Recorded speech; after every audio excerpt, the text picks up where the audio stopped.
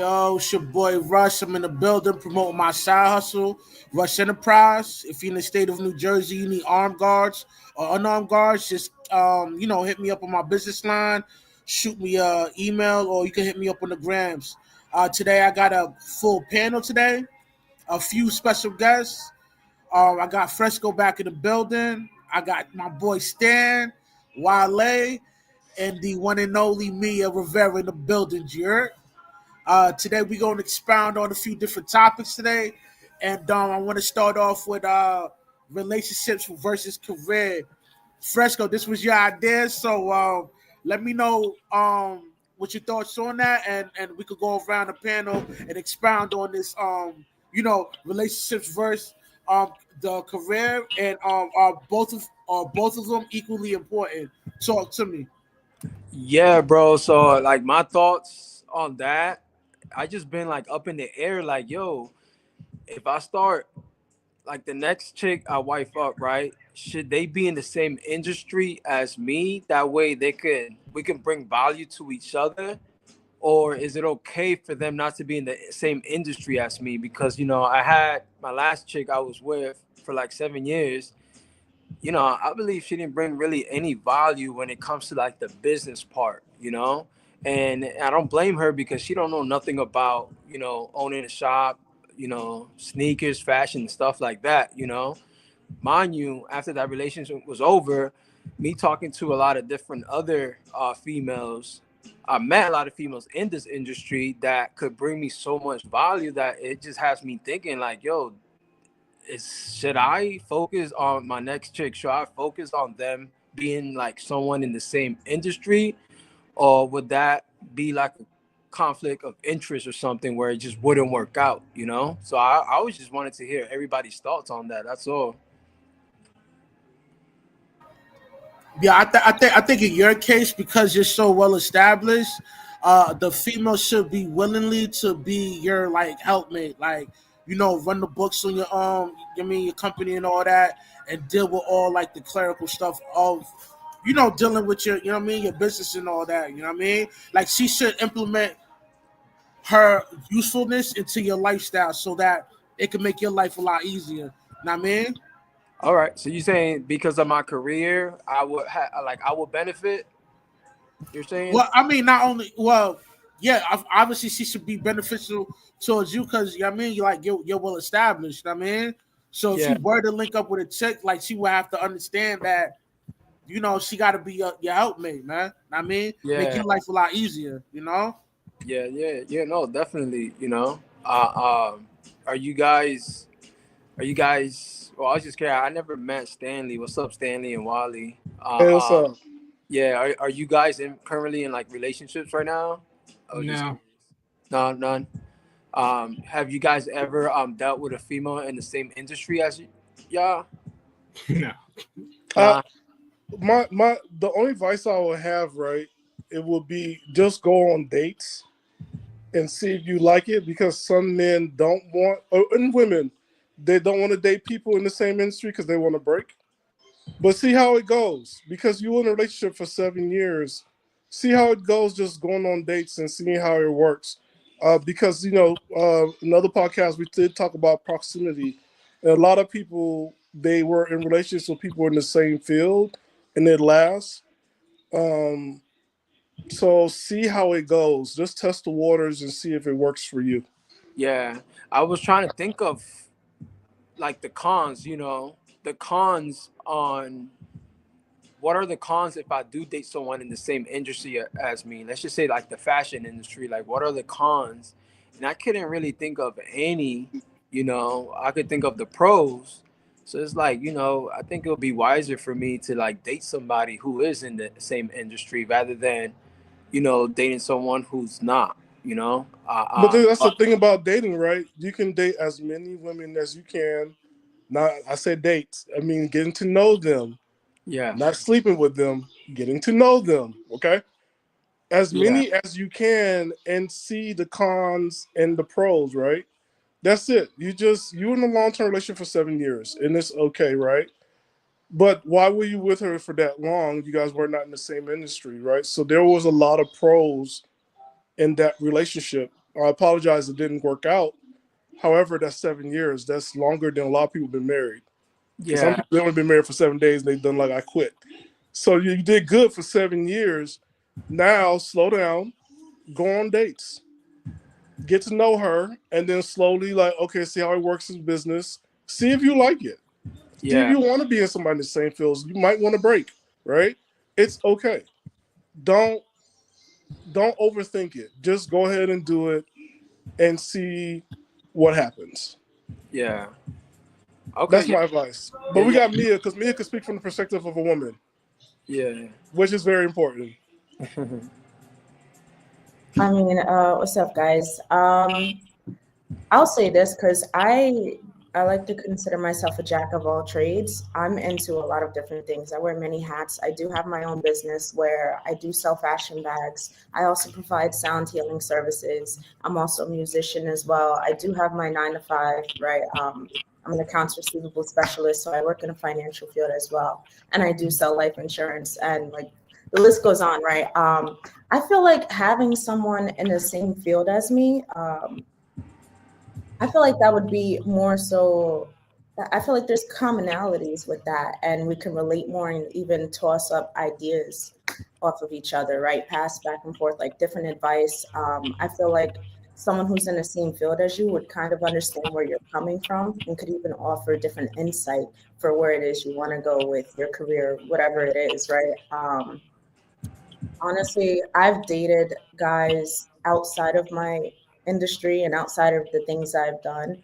And I mean, it was cool, but I felt like there wasn't enough support when it came to building my career and building, the foundation that I wanted to establish. I felt like I did that more so on my own and dealing with guys who weren't in that same kind of field. Like what Fresco said, it didn't really add anything, any value to what it is that I'm trying to establish. It was more so like, we could date, we could be together, but, how is this going to work in the long run? Because essentially, me personally, I want to build something that's going to last for generations. I don't want it to only last for my lifetime and that's it. So it gets deeper than just, oh, we're dating because we like each other. No, we're dating because we add value to each other's lives, or that's just how I see it from a woman's perspective. Hey, can I say one major pro for both you guys? You ready for it? The most major pro of like dating somebody in a similar industry, when you guys don't go on vacation and it becomes a convention, tax write-off. Right. Everything is a tax write-off, right? The flight, the hotel, the lunches, the dinner, everything. And then you guys getting juice, got the contacts, everything. So you be meeting other people and flying out and doing things. You can't do that. Well, I hate to say this and call it out like a civilian. So you're dealing with somebody outside your industry. That's what they call. They call civilians. They're like, I want to go to the museum. You're like, look, we're here for this convention. We ain't got time for no museums. But that's like a major push. Like you guys in the same industry, like, yo, that stuff would be dope. Like you're always going on vacation that works as, tax write-off because you're there for a convention. Right. Now, do you guys think like being money hungry will hinder the growth of a relationship? Like, you're always constantly focusing on work, but you're lacking on having quality time with your significant other. Like, would that hinder the growth of the relationship? I want to get your perspective on that. So real quick, let me get in because I'll answer the last one and I'll roll it into this one. So just hearing what you're saying about your whole relationship thing right there, right? So I'm gonna pretty much bite off the stand and just roll it into this one because pretty much like you were saying, you was in a relationship with this chick, you was in it for a good minute, but you needed someone to help you out. So I'm guessing wherever you in the industry, you run your own thing, right? You're running your own business and all that, and you was hoping to find someone that can really help you out with maintaining and operating the business, but you couldn't find one that that can come in and try to support you more than trying to get something out of it ultimately that you can't really like manage to pay somebody ultimately right now, right? Give or take. And you was hoping your girl would, but you know, she's not knowing of this, so she's starting from the ground on up, and she pretty much give you the signal of she's not someone that was really like trying to really be a go-getter and be like, even if I don't know, I wasn't gonna do the amount of work just to figure it out and then be like, okay, I'm gonna help you as much as I could. So granted, as much as you may have the great relationship with her and all that, but she wasn't a gamer when it came to doing this, and you know, that's just what it was. Now, as far as looking for someone that is in your industry and probably someone that could have been able to help you out more often, yeah, because I think personally, when you look at somebody that sees what you're trying to do and you try to make your own lane and your own plane with it, it's like, I think it's way more, because there's nothing more better than having your own empire and having your own stuff, especially when you know what you're doing is better than what someone else is doing and it's more truthful than someone out there trying to gatekeep, give or take, depending on what the industry you in. So yeah, definitely. Now going on to what Russ' question was about the power hungry, I don't think so. There's really a power hungry, let alone a loss in a relationship, because of the simple fact that both of y'all are intermixed in it. And because of that, you're usually more connected to it overall. If you ever seen like a bunch of these TV shows or these movies where, you know, there's always a particular lady right next to the boss and they get into this crazy relationship thing going on. And they're always like, she knows exactly like what he needs, everything else like that. So I think it definitely builds on the relationship and it adds more to it than ever, because you're more connected and both of y'all understanding the challenges that are going on within the business, let alone just understanding like where you are at in your relationship, because you understand like, hey, there's a lot of things you would love to do, but because of what we're focusing on, we got to put all that behind. And I think that'll bring more clarity to a relationship where it's more at ease versus just constantly challenging and making bigger statements without really understanding what's really going on here. So yeah.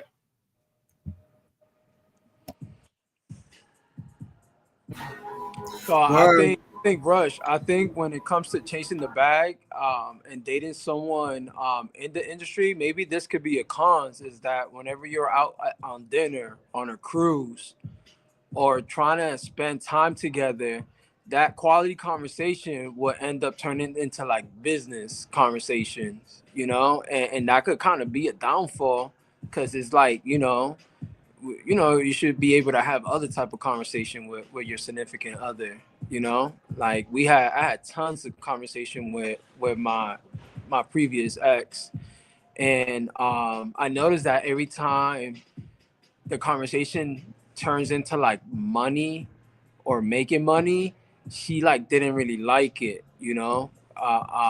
So I will always have to go back and stay on track, you know. But I think that could be a bad thing for a relationship, you know, just going on a dinner, talking about something, and then all of a sudden, next thing you know, you're talking about business and, you know, and what can y'all do or whatever, you know, to better each other or whatever, you know, when y'all could be having another type of quality conversation that has nothing to do with the career, you know. Like before I started owning my business, I was a technician, right?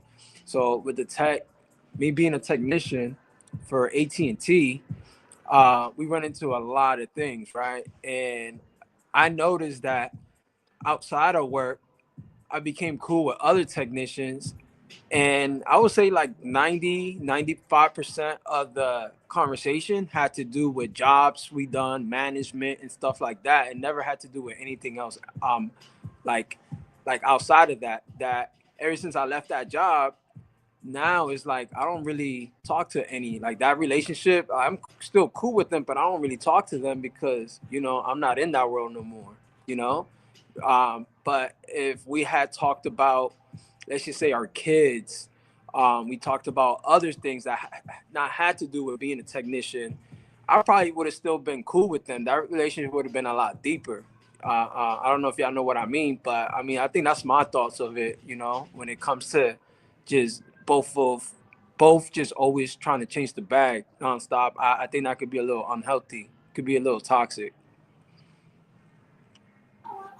I definitely agree with you on that. Sometimes you got to learn how to separate your busy lifestyle from your personal relationship or who you're dealing with on a personal level, you know. And you know, it could be like you know, annoying when somebody doesn't know how to you know, relax and, you know, constantly, on their phone, talking, texting, dealing with like business all the time, while they're, significant other witnessing that. And I could, see how your significant other could find that annoying. Sometimes you got to be able to separate the two, Yeah, it's a balance. It's a Yeah, balance. a good balance with it. What about you, Mia? Chime in. Yeah, definitely. I agree with compartmentalizing certain conversations for certain days or certain dates. I mean, as far as like being money hungry and then how it could impact a relationship, I feel the morals and the ethics have to be at the forefront when it comes to really, creating and building your relationship, right? Do we believe that money is the key to our happiness, or are we able to utilize that money to add to our happiness, right? As the resource it is, right? I feel like when it comes to having those conversations at dinner, there's nothing wrong with it. Me personally, I'm very creative, so I love having those brainstorm conversations. But then it's also the other side of it where I don't mind getting deep. If there is a conversation I want to have, I will navigate that. Like, I feel like, we're at this age where we know how to turn a conversation into where we want to turn it to, right? Like, so if we do want to bring up something that's personal or deep or that's bothering us, right, we bring that to the forefront of the conversation. And also, I will say, as far as the balance goes, it is important to have a nice balance when it comes to personal and in work. Just because, like, yeah, we may work, like, me, I'm promoting myself as my own brand, as something that I can, offer to people, right? I could offer financial services. I'm offering music. I'm offering sound healing. I'm offering fashion. But it's also me as a person, what I need on my personal level, on my spiritual level, right? The journey that I'm going to go on, there should be like a nice separate kind of conversation for that, because we can promote who we are as a brand, but we're still human at the end of the day. We're still our own individuals. So there has to be a level of understanding that we could flip that kind of a switch, right? It's not the alter ego, but it's just another hat that we embody. So that's my thoughts on it. What about you, Stanley, man? Chime in, man. All Talk right. to me, man. I'm not trying to be homeless nor trying to be poor. You bring up the money and you bring it in, let's talk about it. I'll be your sound. I mean, for real, because I'm like, look, I ain't trying to be homeless, not trying to be poor.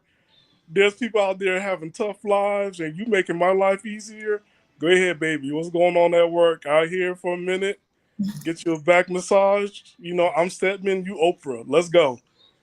Cause it's not equal. You know what I'm saying? Cause it's like, if the money maker is bringing in money and everything in the news don't affect you, I'm gonna listen. I might learn something. I ain't gonna sit down and tell you like, let's talk about the dog. F the dog. Like, send the kids to grandma.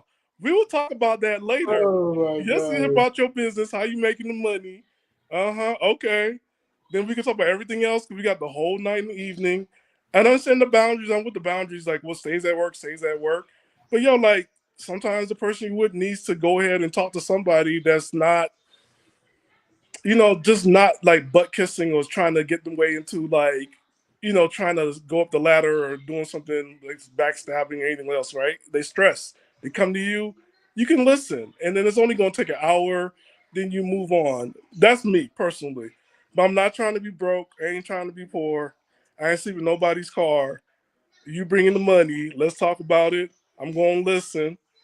And then, I'm with the balance, but I'll keep it real. You bring in the money, you keep me away from what's on the news, I'm good.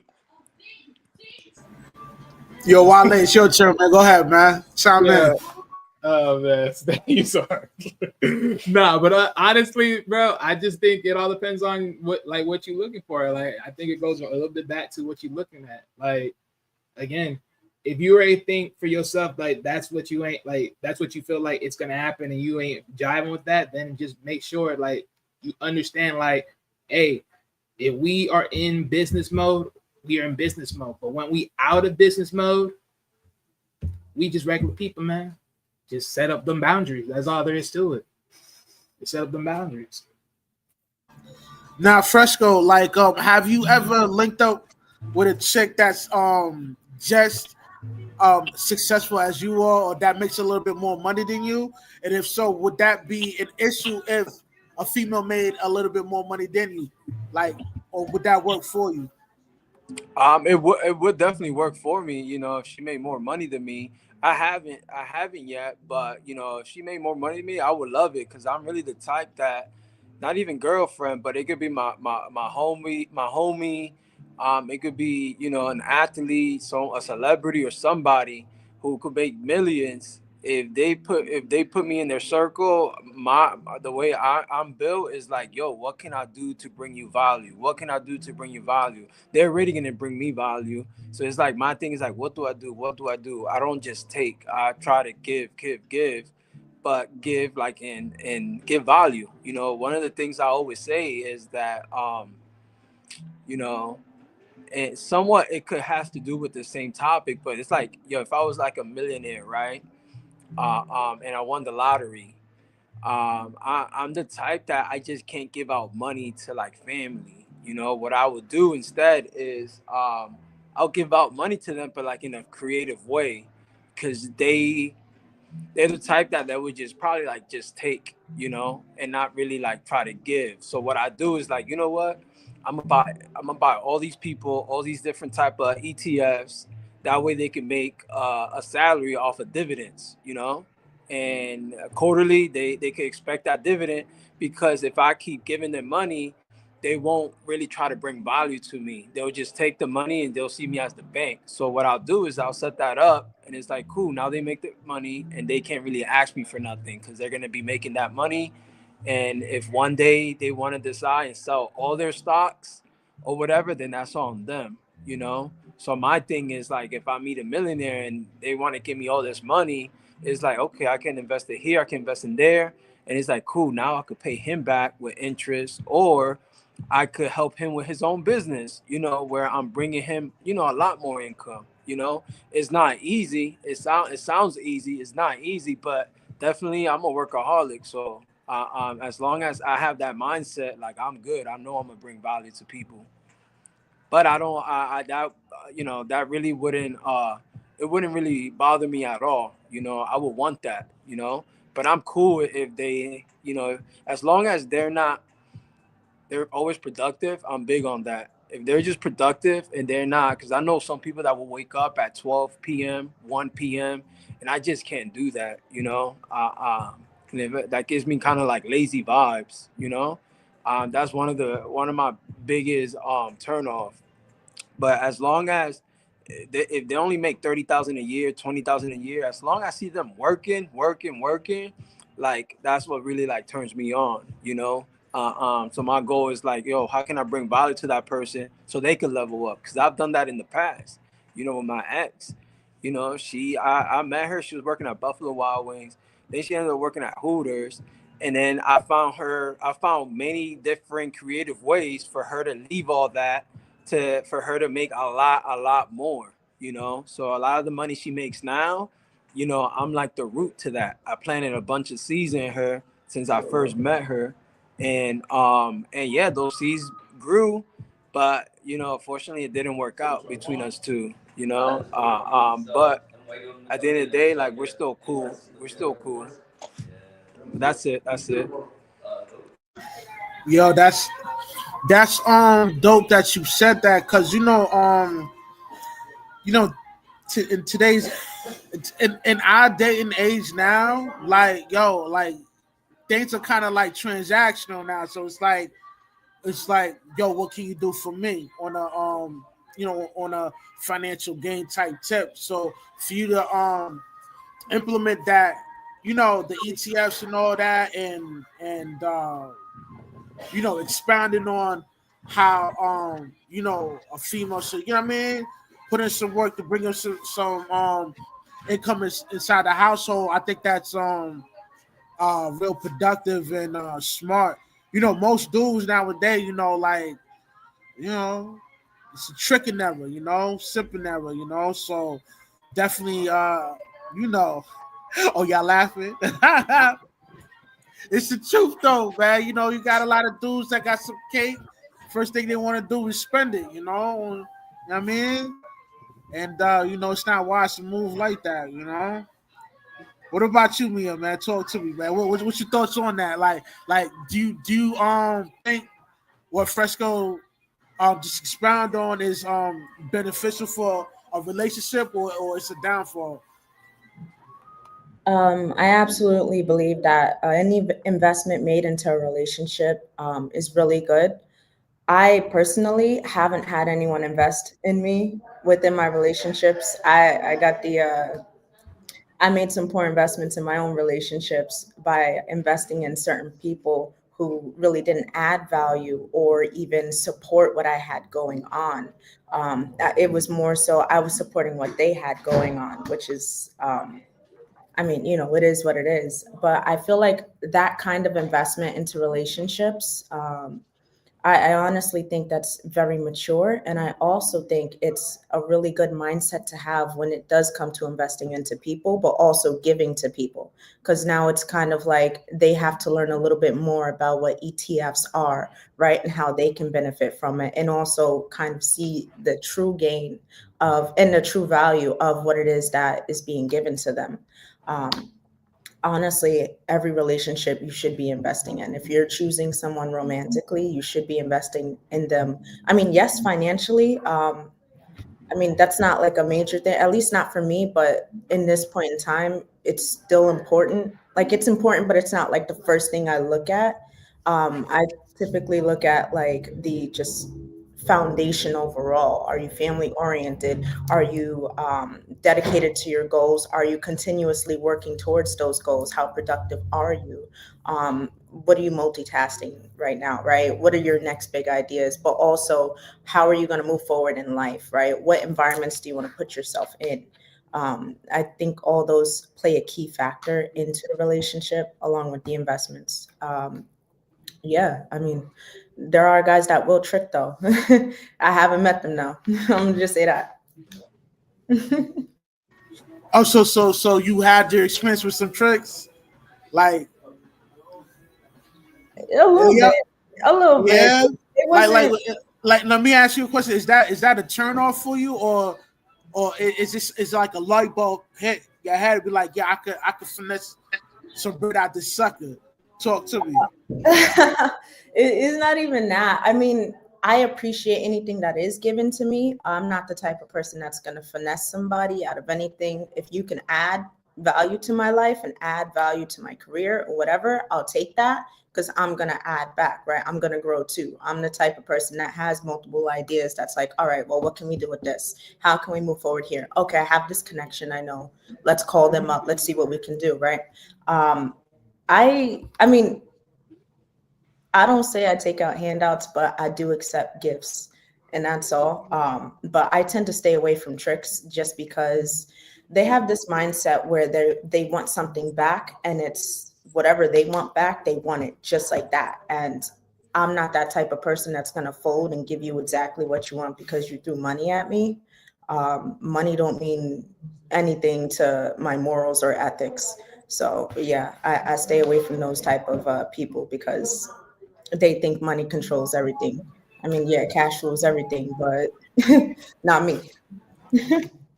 Where no, I think that's noble of you to look at it like that, because you know whenever, and this is just human nature, period. Like whenever you're able to take advantage of somebody or some on a come up like that, you know you're gonna, you know what I mean, you're gonna want to get that leverage and take full advantage, you know, and you know I just think yo go ahead Stan, man, go ahead, you want to chime Oh in, go no, ahead. I was just saying like Frisco's in the back. He said he's back on. He got kicked out.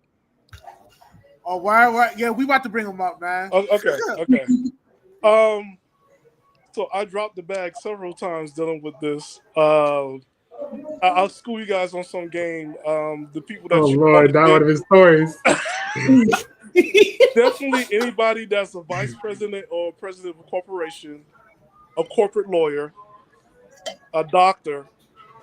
Reason why they work Mondays through Fridays hard, and they want to see you on the weekends. If you want that, that's what you get. The wealthy though, they're gonna treat you like a pet. These are people that Frisco's talking about waking up at 12 because they're wealthy. You're a plaything, and that's it. You're just a hobby, and they see your stuff as hobbies. That's what I'm gonna let people know. Like it's just gain the experience and just know how to operate or maneuver with these people, right? It's just taking on an investment from anybody in a relationship. Like to me, an investment would be like pick me up, give me lunch, take me home, whatever. Anything extra beyond that, I begin to look at it like what you're trying to control. Are you really trying to help? And it depends how many years we've known each other, right? I'm Haitian like that because I'm like, who sent you? And like, like I sent you. Like, why are you here? ¿Por qué? No, it's like that though. You know what I'm saying? I gotta ask why. Why are you doing this? So right? Yeah, right. Comes like, Oh my God. okay, right? Yeah. But it takes a while. Then you learn to trust, and you can build, and see where it goes. But like, if you deal with somebody who has more money than you, they could show you a different type of life. And I always tell people like, go ahead and do it and see what it's like, because it's good to know, like, I'm a giver, but when somebody gives, like, I hold on to it for dear life. Like me and Wally was in the podcast last night, and I was straight up like, yeah, women give me gifts is important because all I get is responsibilities. So I never get gifts. I get responsibility. There's more responsibility, right? Oh, you do a good job. There's more responsibility. Even my job. Oh, you know what? You did great. There's more responsibility. So that's all I get. So if I get a gift, I'm holding on to it for dear life. I'm not sharing it with nobody. And it is what it is. Like, I just learned, like, like when somebody invests in your life, you want to treasure it. Be thankful. And also set up a boundary. If you're not comfortable, say you're not comfortable, and just explain to them why, and then just keep it moving, and just enjoy being with that person. Because I've seen a lot of people, they go off to like going to museums. I forget what it's called when you go off to like these dinners and they're doing auctions and stuff, right? You see a whole different world, and you meet different people that can help you out in your industry because of this person that you're with. So it's a good move. So Wally, take the advice, Mr. King of Brickell. Bruh, we're not doing that King of Brickell stuff. Wally be running nightclubs. Shit, speak for yourself. I have not. Trust me, if I was in Brickell, I wouldn't be here. Trust me. So Wally, do you see a benefit of dating somebody who earns more money than you? What happened now? Do you see a benefit in being with someone who earns more money than you? It all depends. I mean, look, I think it goes right back to what Fresno says. Like, yeah, look, if you are with someone, like, regardless if it's more in between or less, it don't really matter, because it's like the network of people that you're dealing with is always going to be that thing. But I think it also is, how do you tell yourself to those people where that could be an asset? Because again, it goes back to like, how do you connect what you do and what they do and put that together? So then it makes a very win-win situation. Because if it don't, then it's like, well, that's your thing, this is my thing. It is what it is. Yeah. All right. Me, you got any questions? I mean, no questions. I'll give a statement though. Okay, go for it. I've been with a guy who did make more than me around the time I was like maybe 20. So we were kind of similar, like in income brackets, until he became like a correctional officer. Then he started making more. As far as me seeing the benefits of that, I mean, his money is his own. I wasn't there to take it. It was more so, okay, so you're building, I'm building, how are we going to grow together? If you want to grow together, if that's something, that's even on the table, right? I had some weird relationships in the past. I won't touch too much on it. But I mean, now. No, because you were the giver in those relationships, right?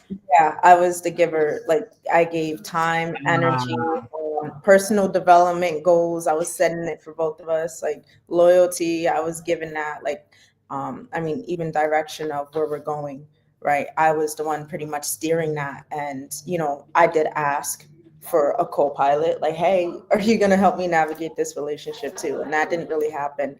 But I think in this day and age now, if I were to come by a man who did make more than me and they were interested in me, I would absolutely be fine with that. I'd respect that hustle, that income that you're bringing in, because I mean, that's great. That means you took the time, and then you also have the experience, and then you've also created a plan for yourself for maybe the next 5 to 10 years. So, I mean, I'm all about financial game plans, and knowing that a man can actually set himself up to be stable for the future, that's a turn on.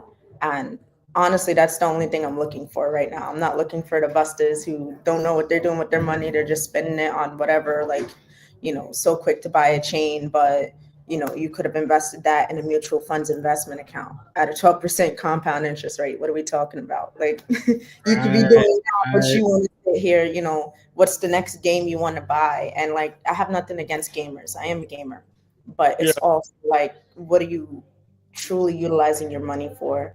And then what are you utilizing your time for? So, but just keep in mind, you gotta let them. Those things like they pay themselves with the game, right? But also, you gotta pay yourself in the future, right? Because sometimes you gotta meet them where they're at. It's like, okay, you got a game. Okay, can you put the change? Like Acorn is good for that. Like, chain away. Right. But a chain, I always tell people, like, look, that chain, what you wearing there for? Just get a fake one just in case. Because nobody's really looking at it. Like, who's really looking at your chain and got the little glasses and seeing, like, what's the cut? The one that's trying to snatch and make money off of it, that's the one that's looking for shit. See, that's why you get a fake one. There's nothing wrong with having a chain, by the way. Like, I know for me personally, it takes me maybe a year or two before I buy something expensive, right? I really want to plan out, okay, make sure I have the money and I know exactly what I want so that that's mine and I could rock it wherever, right? Because I'm not trying to follow yourself. You're paying yourself, right? That's paying yourself. Yeah, but I'm not going to try to go to the hood and be ghetto fabulous for nobody. I'm like, right. Nah, y'all stay here.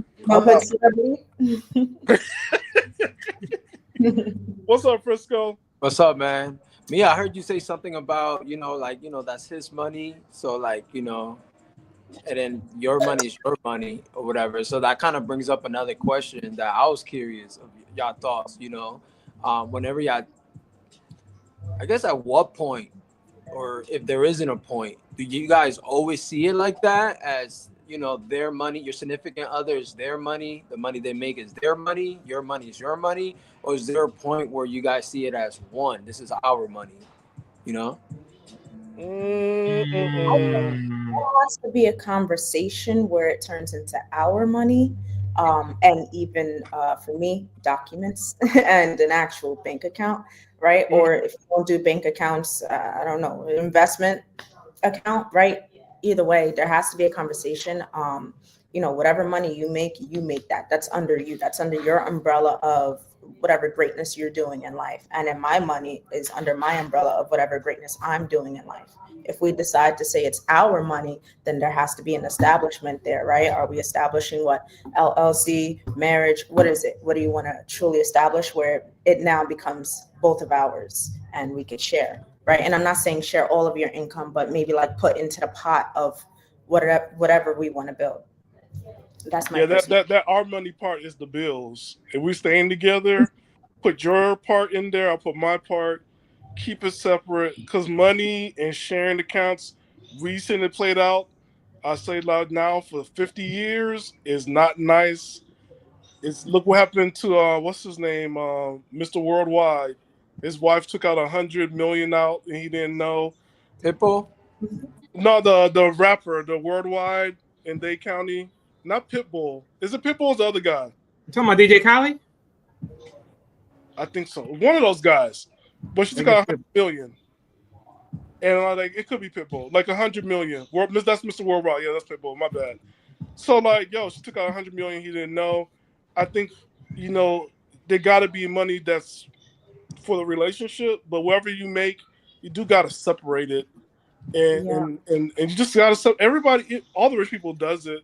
Even those of us, we Yo, all have it's funny you some kind say that of because Daddy Yankees, I think Daddy Yankee wife did the same Yeah, thing. that's what I think Stan's talking about, Daddy Yankee. Because Oh, okay, Daddy remember okay, Yankee. okay, okay, okay. So like I'm saying, like there's always separate accounts, right? You build a trust for the kids nobody can't touch. You have this for the retirement. You always have separate accounts. That's the play is smart. Everybody has separate accounts. If your job gives you a 401k or a 401b, you always do the split dividend, which I do. Like they hate me in HR. Man, I'll be splitting that whole thing down by 33.3%. I'm making sure I'm getting every gains I can for every industry, and they match it. So I'm like, man, I'm making sure I make some money while I'm working here. And but like, yo, like you do have to separate the money. It doesn't mean anything about trust. It's about like protecting ourselves, and that's it. Because you don't know what other people are doing. You're not with each other let 24/7. alone thinking. Yeah, or what they're thinking, or what kind of friend trying to speak in their ear. You do have to take care of yourself, and it's like, yo, you build this, and that's it. And that's for women especially. Women make more money than men. I don't know what this ours come from. Like, no, only thing that's yours is your kid. Ours is when we have a kid. That's it. Like, we don't. The dog too. If we bought a dog, a cat, or a parrot, that's ours. But other than that, no. Gotta separate the money. Protect yourself. Separate the money. Well, I'm gonna ask all y'all another question. Define what success means to yourself. Like I want to get your perspective on what success really is. Talk to me. Man, having bread toast avocado sandwiches. That's on purpose. Oh my god, bro. I mean, for real, like, man, like you having a choice and a decision. I like it when I talk to my kid, like she's going through with her friends, right? Because they think she's spoiled, and I told her, like, look, your friends' parents are losers. Like, I invest in you. Like, what kind of stuff are we talking? Don't be feeling bad. Like, we're not rich, but you have a lot of people that love you. They have the same opportunity, and especially if you, I don't know, if it's safe to say it on you know, our president internet, but I'll say it in Spanish, blancos. There's no reason for you to be broke when you're blanco. I'm sorry. So her friends are blancos and they poor. I'm like, how you do that? So, so, so I told her, don't Yo, apologize. a lot of people from my demographic kind of feel like that. I mean, Apologize for what? Like we come from, we support our family. Don't feel bad because we do this and you have family that care. And yeah, you go see a cousin in New York. You go see your cousin in the summer in Miami, and then you come to see me in California. You're loved. Like to me, that's successful for me. I get a chance to see my kid, take her to school. And again, I get avocado toast because avocado is expensive in California. So I'm doing good. Like, man, I'm rich. And I got some good French bread or sourdough and avocado on toast because I remember how much that stuff was expensive in Florida. So I'm like, yo, man, I'm doing good. Like, it's those little things I look forward to. I'm like, yo, this is good. I like that. I'll go next. yeah, go ahead. Success for me, personally, I want to say it ties into my personal development, just on a personal level, but also on a career level and professional level. I mean, for me, I think it's successful that, I'm able to shift my mindset and really see certain things in a different way. Like recently, I've shifted my mindset on finances and how I can attract different ways of bringing in income. And I'm not saying like money is like the root to my success. No, I think it's me being able to grow and adapt in a changing market and a changing environment, and economy and society. I think that's successful because now I'm learning to navigate through choppy waters, right? Like things are very like roller coastery right now. overall in society, in the economy. Like, people don't know what's going to happen tomorrow, and we're not supposed to, right? It's like that. Whatever happens tomorrow, we'll find out. But I think success for me is also just, even in this moment, taking a look back at what I've accomplished thus far as far as my goals. Have I reached my goals? Have I done the things I said I was going to do? And if it's yes, then I see that as success, because now I'm not only loving myself, but I'm supporting myself, and I'm standing on my own business, right? I'm doing what I say I'm going to do, right? And that's the ultimate trust you can have with yourself. And you betray yourself when you don't do what you say you're going to do. So, yeah. Wale, go ahead, man. Man, what can I say? So this is how I treat success. I treat it more so as success for me is like more of a mentality, like just being able to break through most of the things that they say they wouldn't. Like, if I say it like this, like, I'll look at my parents and I'd be like, what's the farthest thing they did in their lives? And I'd be like, knowing that their son's able to do this, that's what success is to me. Like, being able to break those things, and then at the same time, just for myself, just looking at where I was before and transcending that past, wherever I was to where I am now, overall as a person, in my own personal growth, and just in my mental growth. But yeah. Go ahead, Fresco. Yeah, I would say success to me. I think success to me is like time. So like, if you can build time where you can do what you want and not have to worry about I would say like a 9 to 5, like work, like a 9 to 5 where you have to report to an office, report to someone else's dream, someone else's goals, or whatever. You don't have to report, because if you don't report, then you get in trouble. So like, to me, success is creating time where you can do what you want, and yeah, and still be fine. Of course, with money, be fine and pay the bills and stuff like that. And the second part is really my kids. If they turn out to be healthy, chasing their dream. When I say healthy, I was talking about like the health, and mainly like mentally healthy. And I would say open-minded in the sense as in don't get easily triggered by what people say. Just learn to like understand. Just learn to listen, ask questions to understand why they think that way. And yeah, and I would say like that's really like success to me. If my kids turned out like that, I would be like the happiest person like ever. Right now I'm really happy, and I would say my success right now is that I created time. If I need to fly somewhere, if I need to go somewhere, I don't have to worry about having to clock in. You know what I mean? So yeah, I would say like that's like my success, my version of success. Also, the last thing is really giving back. I love giving back, so that's huge to me. Being able to be in a position where I can give back. When I say give back, it's more like it could be knowledge, it could be my blueprint, how I did it, and just, or even create some lunch bags and go down to the corner where you see all the homeless and just give them some lunch or whatever. So that's like my thing right there.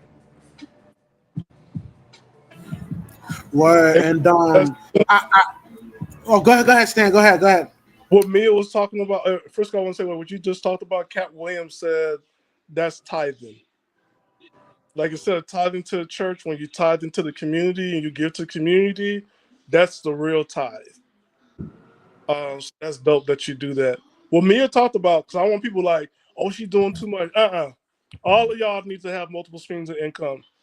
Like when she talked about this market, like we all got multiple streams of income on here. Like, look, if you gotta sell some blood, do it. If you gotta paint, do it. Like, do everything you can to have multiple streams of income because, like, even for like my job, like I still put that savings and stuff. Utilize that. Go get your teeth fixed if you can. Use every insurance you can with your job. Knock that stuff out, but just don't depend on the job. Like, go to school, write papers, learn the AI. They do that stuff for free. Even if you young, you 40, 30, join the AARP because they got free stuff on there. Don't pay for nothing full price. If you're a business major, how you pay full price for stuff? That make no sense to pay full price for anything. And if you're going to kill yourself for Beyonce tickets, please go to the UK. Because they have a cap on it. Yo, you can make a trip. Don't go ahead and kill yourself for $3,000 in America where you can pay $250 sit in the front row to see Beyonce and get a trip out of it. Like, that's what some people are doing it. Just be smart with your money and stay on that path for the rest of your life. Don't pay full price. Don't buy stuff on Temu either. But don't but like do multiple incomes. Like, yo, like we gotta do this and get back on that. And it's the U economy right now. Because you can do medical delivery without, you don't have to do Uber. If you don't want to do Lyft or Uber, you can do medical delivery. And that's like almost like $2,000 a week. And so this would encourage people, like, do it. Be inspired from both Frisco and Mia. And Wally Rush. Yeah, definitely. Yeah, definitely. You know, I it was like when I tried going to college, you know, I got my associates, but then I wanted to stop there because school wasn't really for me, you know. But then I did get that job and I was getting paid really well, you know. But after like 2 years working there, I just realized, yo, this ain't me, you know. So I still working there, but I was reinvesting all that money I was making. And then I took time to actually learn about, this was like 2016. I took time to learn about Bitcoin.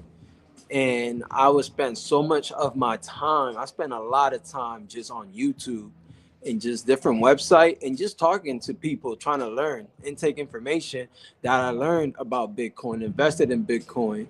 Then I started learning the stock market in 2019.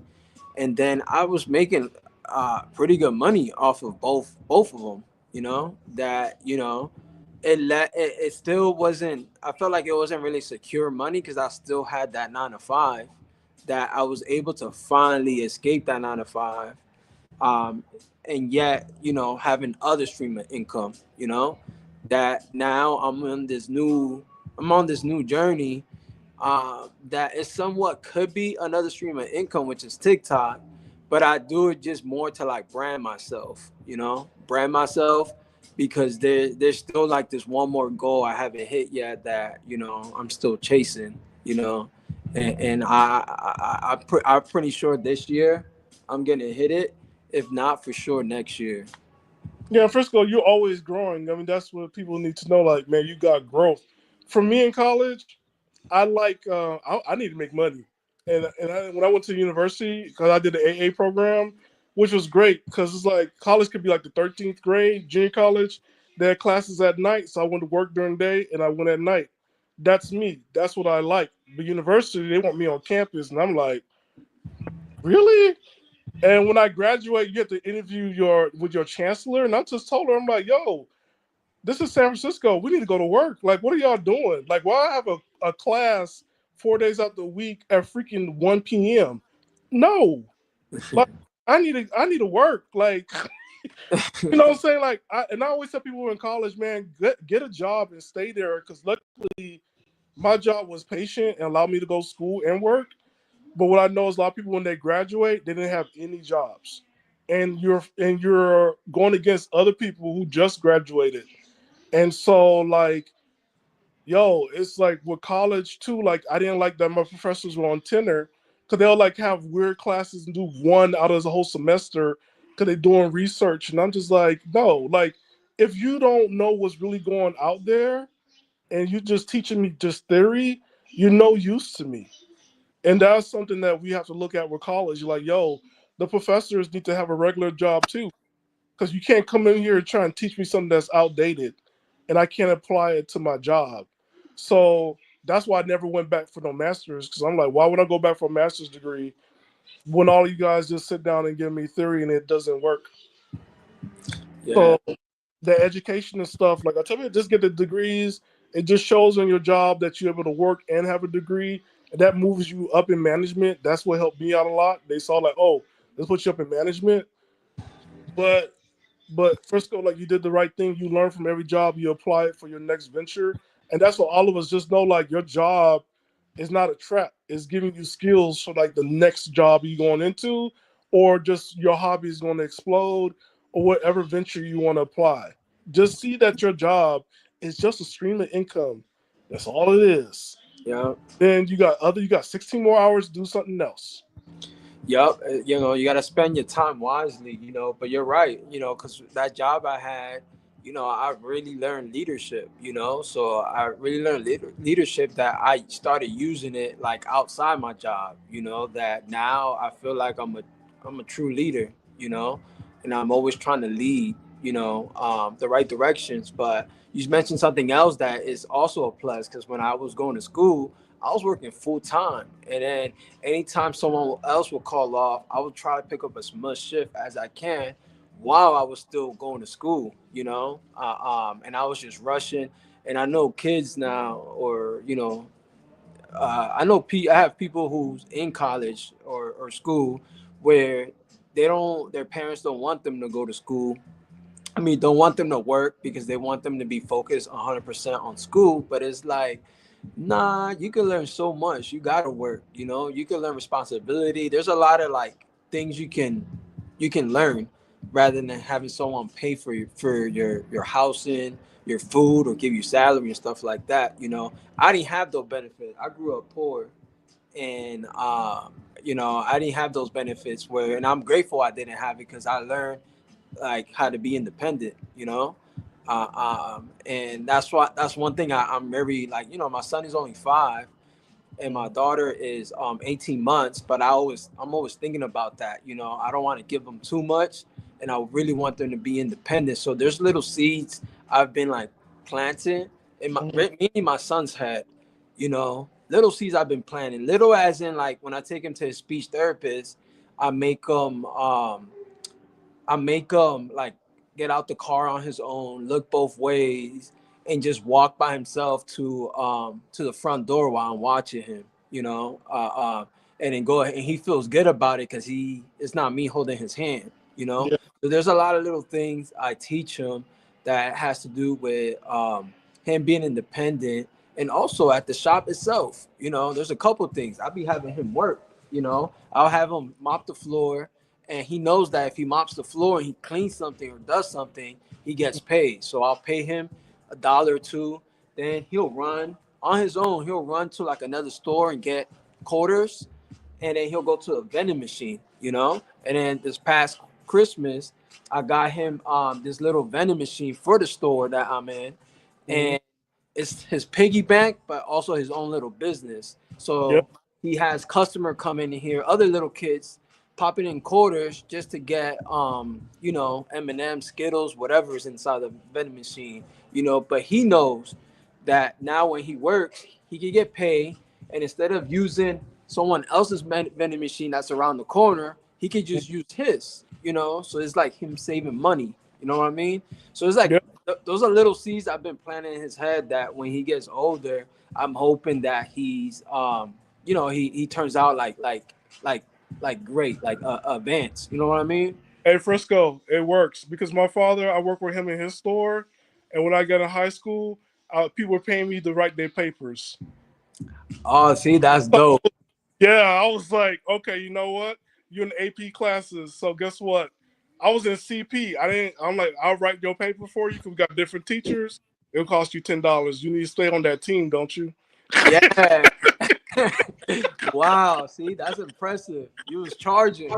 Yep. And then I'll take, like, my father gave me allowance from the store. I can take, like, every week I can stock up on candy, right? Or Yeah. whatever. I took that to school, couldn't go off campus. So I'm like, look, you hungry? Give me $1. I got Milky Way. I got Twix. I got got sneakers. What you need? I got grandma cookies. That's $1.50. So I was selling it at my locker. So You know, that's funny. That reminds me of me a little bit because when I was in high school, I'm very tech savvy, and my degree is in networking. So I really know a lot about networking. I know how the internet operates. I know the ins and out of a lot of things when it comes to computers, you know. But in high school, so we had Boost Mobile where you can chirp, and there was like a code that they had where you can get free chirping and you don't have to pay.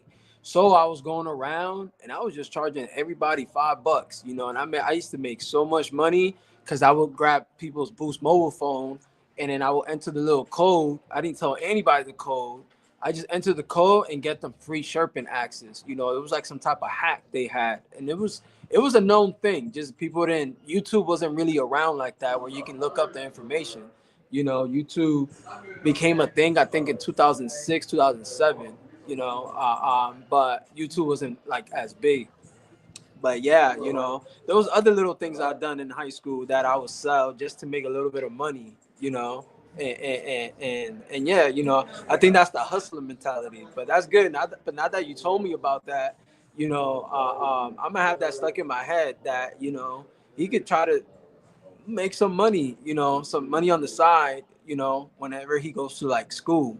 Maybe not elementary school, but once he gets to like middle school, high school, then yeah, you know, because I don't want to just end up just like just spoiling him with whatever he wants. You know, I want him to be able to like work for it and like or go out and make it on his own, not make it for me. You know.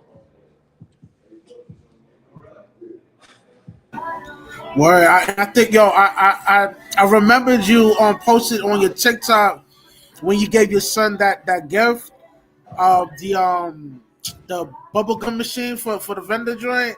I'm like, yo, that's dope because now you instilling in him to be a businessman. I think that's incredible, man. You know? Yeah. No, of course, man. Like, you know, my thing is like, you know, it's like it's two things.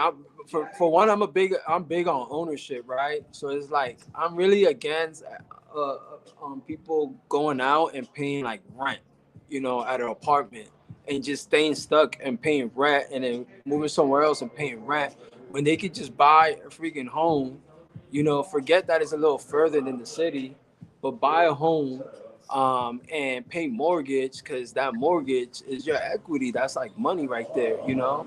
But hey, what's up, bro? So yeah, that's that really, USD loan. That's what people need to be on. That USD loan. yeah, exactly. You know, and it's just that, and even with uh, man, my mind went blank. Even with I was just big on ownership because I know it was the house thing. There was something else I was gonna mention, and oh, it was the 9 to 5. I didn't want him to get stuck. You know, like I have a few sisters that, you know, they just work their 9 to 5 and they're kind of like just happy with it, which is okay. But it's like, you know, you kind of get stuck in that, you know, and it's like, don't you want to get out of that? Don't you want other streams of income? You know, 9 to 5, there's nothing wrong with it, but it's like, I don't know. It's just creating time. It's just big to me, you know. I feel like that's such a luxury that, you know, you could just fly somewhere and not have to worry about calling or thinking about what should I say or requesting vacation days and stuff like that, you know. Like that's the reason why I didn't join the military. I was gonna join the military. The military is a different 9 to 5. That one, Yeah. I was gonna join the military, but I didn't because it was gonna be if I kept being bad when I first moved to Texas. If I kept being bad, then I was gonna discipline myself and be like, well, I'm gonna join the military so they can straighten me up. But I tried school one more time, but it worked out for me. School.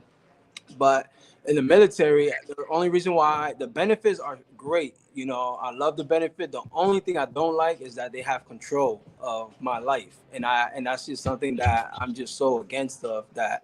You know, I don't know if it's the Leo in me, or like the alpha in me, but I just couldn't. You know, I couldn't. Not even for 5 years, not even 2 years. Like I just couldn't. I want to be able to, like, do what I want, be where I want, or whatever, you know. And you know, a fun fact about me is like I got fired in so many of my jobs. Like before my AT&T job I worked with, you know, I got fired so many jobs, and all had to do because them telling me what to do, you know. And I always had a problem with that, you know. But I want my son to understand that, you know, education is so important. But just because you get a degree doesn't mean you're gonna automatically get a good paying job. You know, you can go ahead and get your education, but you have to still work while you're getting that. And right before you get out, make sure you're doing internship, make sure you're doing whatever in that field that you want to be in. That way you have a job lined up, you know. Because I meet a lot of people who get degrees and then they end up working at Walgreens or something. Mind you, they got a whole, you know, degree, and it's like, why are you on that field, you They know? didn't work. Yeah, They they didn't didn't work. work. Yeah, you And know. that's the thing. If you don't work, even like the rich people, they kids work. Those their kids were working for their friends' business and everything else. And then when they graduate, here's something I'll tell you the benefit of working, right? If you work, your job will hire you and give you more money. And they'll put you in a different track because they seen you grow from a freshman in college to now you graduating. So you grew with the company with responsibilities. Your pay now jump, and now you're going to aim towards leadership. But I got an idea for Mia and her business. Mia, real quick, right? There's an idea. You ready for it? Let me So hear. we're in Trump's world right now. So in 2 years, there's no more Section 8. There's no more, there's no more food stamps, nothing else like that, right? Target these single moms. They need to start investing. They got to start investing because, like, in 2 years, you got to have something. You got to get a nest egg. Them kids got to go to college. A little bit now could go a long way. Cause that's like one thing you can do. Just an idea. You can Yeah, pay us our 5% later on. But I definitely my main target audience, and this is also just outside of my business too, just networking, is the Black community, mainly Black women, and Black children as well, Black men as well.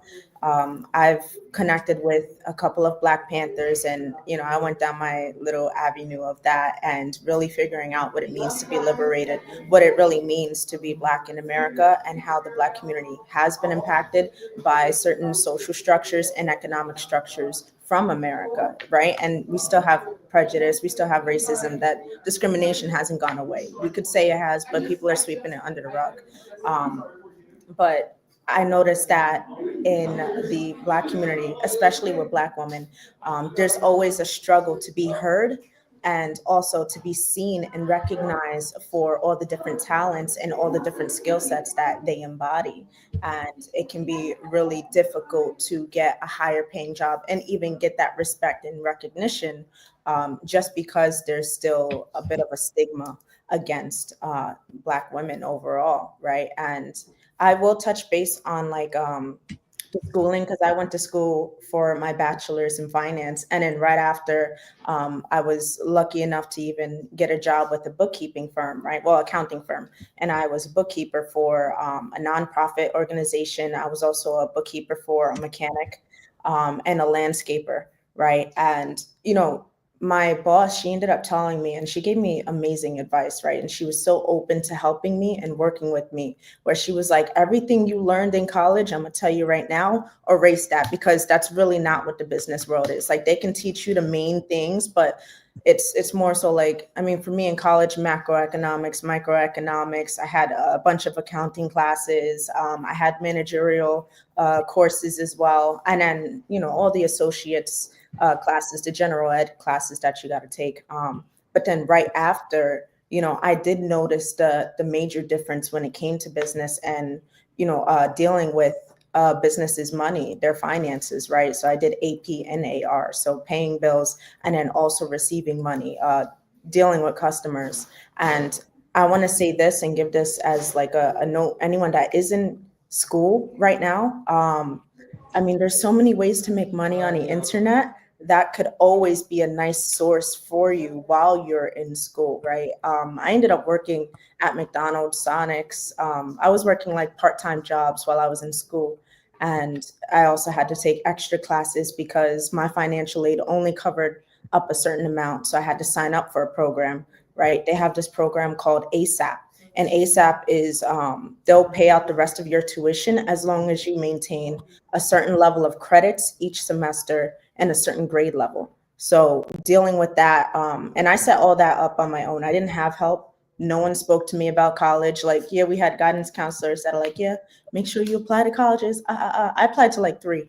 I didn't know I could apply to more. Don't ask me why I didn't know. I was somewhere in music land, right? Because I was in band all throughout high school, so I was lost in the sauce.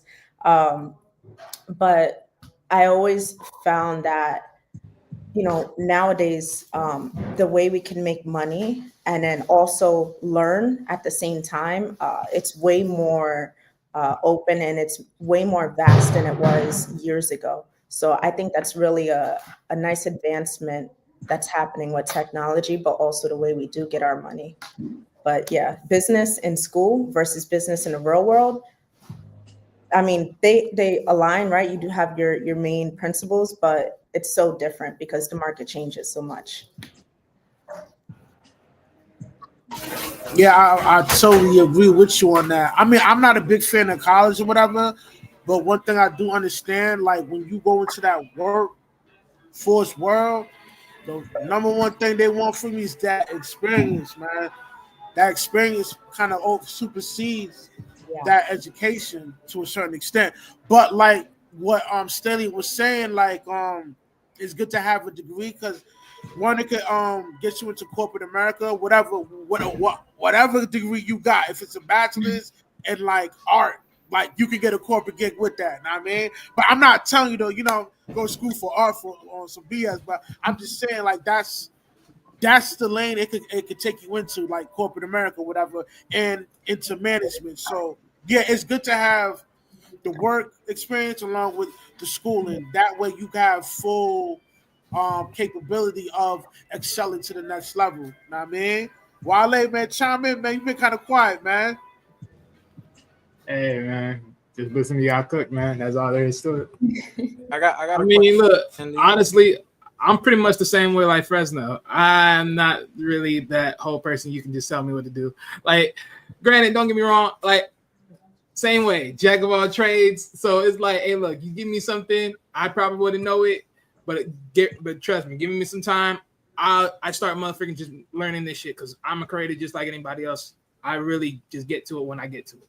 But ultimately, I'm the type of person that is so near independent. I have to go solo. I got to do it on I ain't with it. I ain't with it most of the times.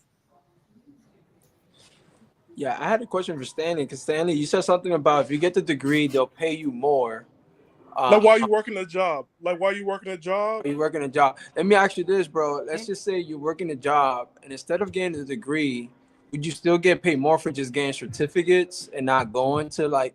Yeah, because this brings value to the job. Because like normally, like Which one would you consider is more beneficial? I know one of them is cheaper than the other, but which one is there? One more beneficial than the other, or because I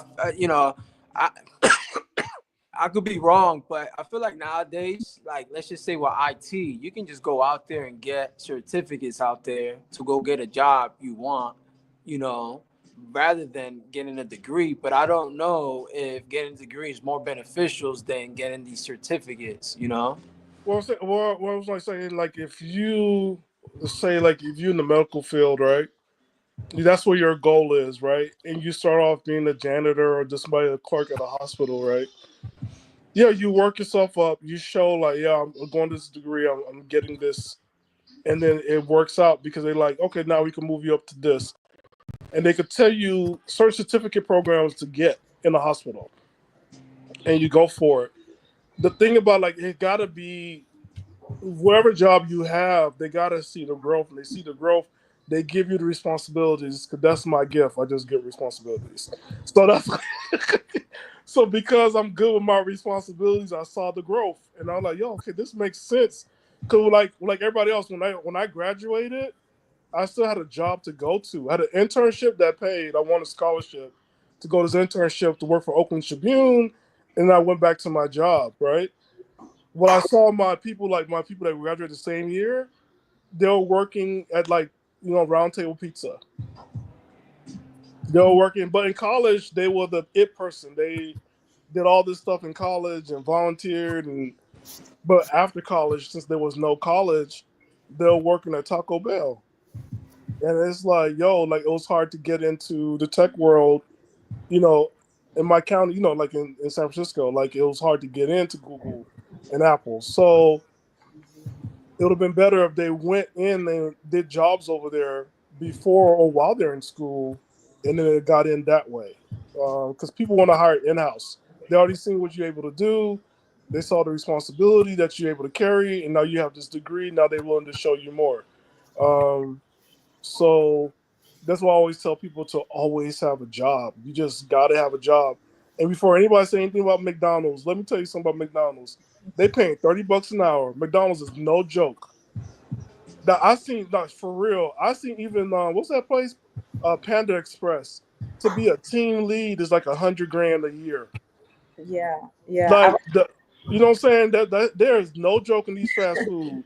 For for McDonald's, you go to Hamburger University, right? And you spend maybe a year or two there. It's like a whole course. You get like a license and a certificate, and that's when you can be bumped up to a general manager at one of McDonald's franchises. I do want to say, depending on the kind of business it is, whether it is a corporate entity or it's a small business, small owned business, or maybe it's a city job, whatever it is, they will have different requirements. It's not always going to be a degree. It could just be a license or a certain amount of experience, license, references, certificates, so on and so forth. So I feel like as far as getting your bachelor's or getting an associate's versus a certificate, they both have the same value. It's just what field are you going into and what can you offer that job or that business that would make them want to hire you and then, pay you or give you more money if you're already working in that kind of field, right? Do they want to invest in you and say, okay, we'll send you to this school and then you get your certificate, come work for us with that certificate, right? It can go either way with that. Yeah, in Francisco, like for you, right? Since you know Yeah. about tech, right? Everybody's doing the internet, right? Some people don't know how to set it up, right? You could have a team and just send them out. It could be Francisco Tech, and like what I'm saying, like that's done. Like you don't have to like run it, but you know people who know it, and you can send people out to do tech, tech stuff, because that's used to be your field expertise. But now you can like train the whole team and send them out because guess what? Best Buy is going out of business. We don't have, I forgot what they call themselves, the tech, Geek whatever it was. Squad, Geek Squad. Geek Squad. So Geek Squad is out, Squad, yeah. right? What's his name? Don't fix nothing. Costco don't fix nothing. Costco like take it, and you're like, well, how Yeah. about all my memory? Oh well. So that's what I'm saying. So we need tech people now because these companies are folding in, and we don't have there's no support, right? And don't get me started on AT&T. That's why I stay with Xfinity because AT&T is not going to help you. I'm sorry, AT&T. I don't mean to badmouth you. Allegedly, I'll say allegedly, so don't come after You this saying channel. AT&T like internet? Yeah, allegedly, they're not much help. So, so you know the stuff. You can send people out. I mean, that's how some contractors work. Some contractors have little handymans, and they send them out. They send them out to do jobs. So that's like it's not as big as like a big house. Like they're not building a house, but in the meanwhile, you know what? I'm going to send this team out here to handle the plumbing. I'll send this team right here to go ahead and fix this banister. This team to put together the furniture for IKEA. Because that's how some contractors work. They send people out, and they get the money in, and they pay them. So it is what it's going. So Yeah, Mia, do you like, do you think if you can go back, would you rather get the certificate than the actual bachelor degree, or you would have just done the same thing? I mean, if I could go back, I would have applied somewhere else and gone a whole completely different route. But I mean, either way I see it, the bachelor's in finance has helped me gain, I mean, not only the experience from jobs, right? Because yeah, I have the bachelor's, but business owners were looking at that like, okay, we can kind of work with that. Some people won't work with you if you have no experience. But just for the fact that I did have that degree and it showed that I dedicated 4 years of my life towards that specific area, that did help a lot. If I were to get a certificate, I mean, honestly, I feel like there could have been like a couple of routes I could have went. I could have just started my own business and then see how it worked through there. But I feel like nowadays, if you start a business now, it's more prevalent that you'll get more revenue than anything. I think back then when I was in school and when I was like first starting my education career, it wasn't as easy to generate revenue like online and then also around you, right? Because people are gonna want they want to have they're gonna want to have what you want, right? Oh my goodness, they're gonna want to. They're gonna. You need to, have them. They gotta want what you have. That's what I'm trying to say. It took me a second. I'm dancing around the words, right? But I would go back to school. Probably not for finance, but I would go back to school. It's a good experience, and it's also a nice way to really just learn different people, learn different areas too, because you go to the cafeteria or the library right after class, you can network with people there. What are they studying? What are they learning? What fields are they going into? Okay, how does my field work with that field? And how can I profit from knowing these people in that field or in that area? Right. So yeah, I'd go back. Look, financial aid covers, I'll go back. Like, And I'll tell you one thing, like having a degree, where I saw the importance of it. When I left, I was a manager of a nonprofit, and I got tired. I'm like, I'm out of here, right? And I was only one, like, my baby was just a newborn, so I was like, let me just apply for Target and just work graveyard and stocks, right? When I went in and they saw that I had a degree and I work at the same time, I bypassed everybody. I went straight up to the director of Northern California at Target. nice. I got hired that same day as a manager. Even though I was not in that field, they saw like, no, we'll work with you because not only did you have a degree, but you also work while you had a degree. And then you talk to other people who are hiring managers, they will tell you if you work while you have a degree or a certificate, like they see that as a plus because you're able to multitask and apply what you learn into real world, and that's what they look for in a lot of jobs. They want you to not only go to school, but they also want you to have experience. No experience, no hire. Even my job I work now, because I had experience working on profits, they didn't hire me because they're going to train me. They hired me because they know I know how to work this because of my experience. Yeah. Yeah. And so people got to get into that. A lot of jobs are not hiring you to train you at all. They hire you because you have the experience. Yeah. I had a question for Wally. Wally, what's WWM? Huh? What's WWM? Oh, that's just like a channel I have on the side. That's a what? It's a channel that I have on the side that I'm planning on starting. Oh, okay. Yeah. Oh, I do want to add just one more note, just on the career and then schooling. And this is for people that are in school, right? Look for, and this is just like a little personal advice, any of the like small owned businesses or even like businesses that do have growth in them, go to those kind of businesses. You don't have to always go to corporate for a job. You can go to your local pizzeria, your local accounting firm, right? And see if they're willing to take on internships, if they're willing to take on, any kind of help and willing to train you or teach you. right? You could find help or resources or businesses anywhere that are willing to, work with somebody that can grow and help them grow their business, where they could also help that individual grow. So don't ever pass up that opportunity. Yo, me, I got a question for you. Like, since you're like real big on education and all that, like, what's your thoughts on Trump getting rid of financial aid? Period. Do you think that's going to force people to work just regular 9 to 5s, like a factory type job?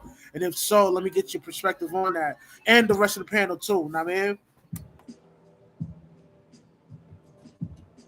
Look, I mean, I'll say the public education system has created a bunch of worker bees, more so learning how to work for somebody else rather than work for yourself.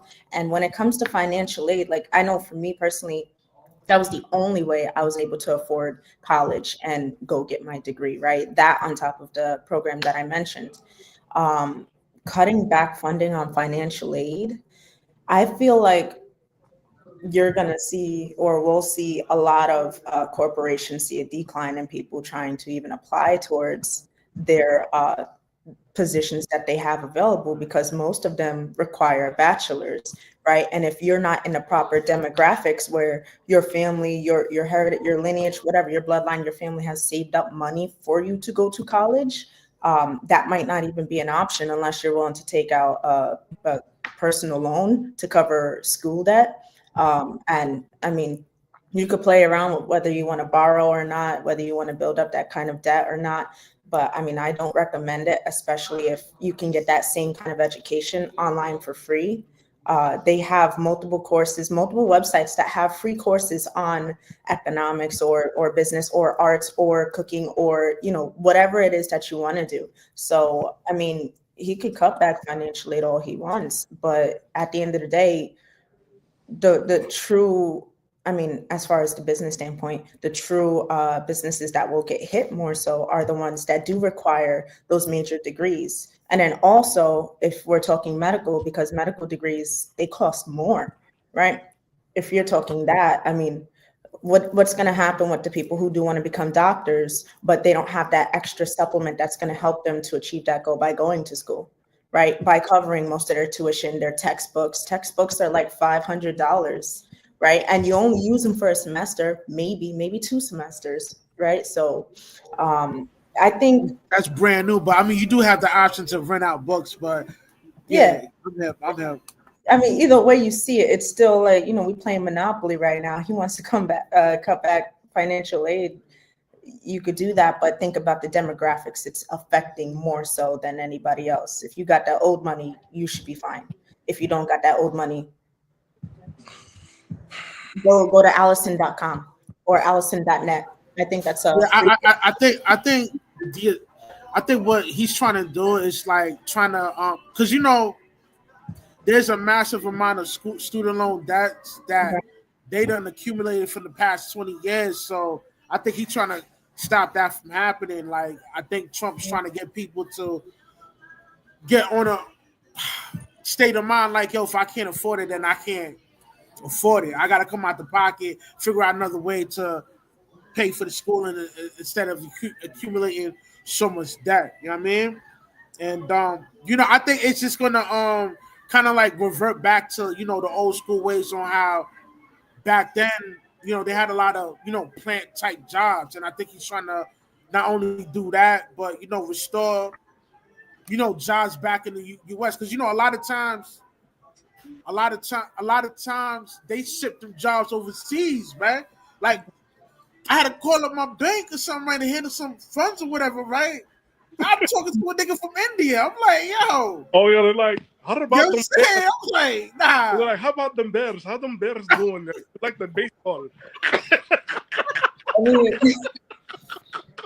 No, man, but I'm just saying, like, I think that's what he's trying to do, man. Like, get people back into working factories and trying to build the economy on how they used to do back in the day. You know what I mean? Okay. On top of that, when they getting rid of the taxes, right? Like, instead of you getting paid like,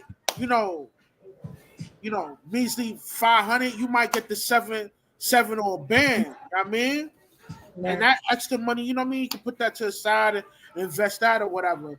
So with that happening, and then getting rid of the taxes, the charging other countries to bring in their ports and all that. I think that's just a I think in a certain time frame, man, it might restore the economy. But the way things is looking with all them job cuts popping off for IRS, we Okay. might get hit with a recession this year, man. I mean, we might actually get hit with it this year. It is the year of the snake. A lot of things have happened during the year of the snake. Great Depression happened in the year of the snake. I mean, I like to incorporate like astrology and astronomy into, everything that we go through, because history does repeat itself at some point. There's a lot of synchronicities that line up. If he's trying to remove federal funding, then I would love to see the state's initiative programs that they're going to do for anyone who is affected by that. What resources are they going to be able to provide? And then also, the groups in the community, right? Just civilians themselves. How can we really approach the changes financially that's happening, right? What can we do to make sure our business or our future is still solid, or if we have to reroute and go a different way, right? I could agree with the cutting back on taxes, taxing your people. Please chill with that. But as far as financial aid goes, the student debt. Look, they got a lot of organizing to do in the government themselves, the Treasury as well. They said they didn't account for, like, I think this was 2 months ago, 82 billion. My bad to interject so abruptly, Mia, but what's the thoughts on Elon Musk company named Deutsche? They figured out they mismanaged the money or whatever, but now it's not 100% this is going to go down, but they're talking about giving each American like $5 apiece because they don't mismanage that money, man. What's your thoughts on that? I want to start with you, Mia. Go ahead. Well, skip me. Come back to me. Elon's company, right? They figure out, the people from the IRS mismanage the money. So, like, a lot of laundering is going around. You know what I mean? And, this rumor is like, Trump and Elon want to give the American people back some of that money, man. Possibly be like $5,000 to $8,000 a piece. Now, nothing's concrete right now, but they're talking about that. Like, do you think that's going to help boost the economy and all that? You cutting off? You cutting off education, and you giving people $5,000 does not add up. When you cut off federal education, where is that money going to? You know what I'm saying? You're not investing back into the people. So where's that money going to, and who is it going to? Like, you selling off this big amount of money, and you only give me $5K, not $50K, just $5K. Ooh, and my understanding that it's going to be a savings. Ooh, I'm sorry, Elon Musk and all his people, they're not even vetted yet, and he got government contracts, so it's a conflict of interest, right? I'm going to answer the education part real quick. What it's going to look like is going to look like community college is going to be full. Because now community colleges offer you bachelors. Because you get a bachelor's degree from community college. Universities, I don't know what his plan for that, because that's how universities make their money. They make the money from students coming out from other countries coming in. But you still got to invest in your own people. I mean, that's what his thing was about, investing in America.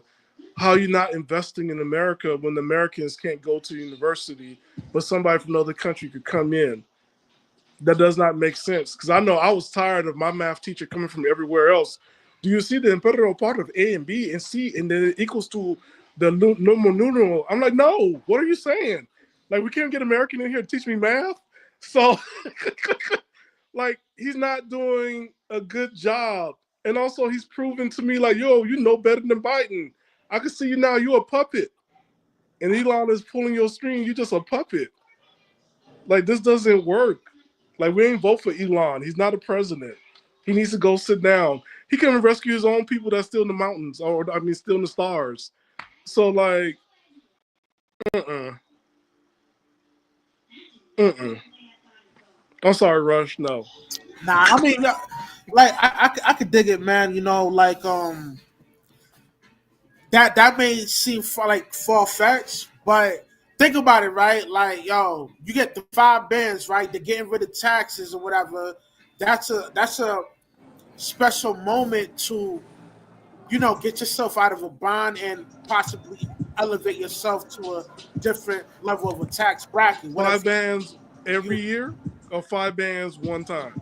nah, just one time. One That's time, not man. enough. That's That's a, not enough. that doesn't fix the initial problem Yeah. that a lot of Americans are Yeah, facing when but they're it's financing. there'll be money circulating within the economy. I mean, Circulating because right now, like where? everybody kind of falling back on spending bread because inflation is it's a motherfucker right now. It just So 5K don't match inflation. I mean, I ain't gonna lie to you, Russ, but you gotta think about it. It's like, even if they were to swipe down, okay, if they swipe down taxes, all right, cool. You don't think that they're not just gonna raise prices? To equate Have you that? seen countries ain't got no Yeah, taxes? I mean, It ain't nice. Them potholes are big, and them countries ain't got no taxes, sir.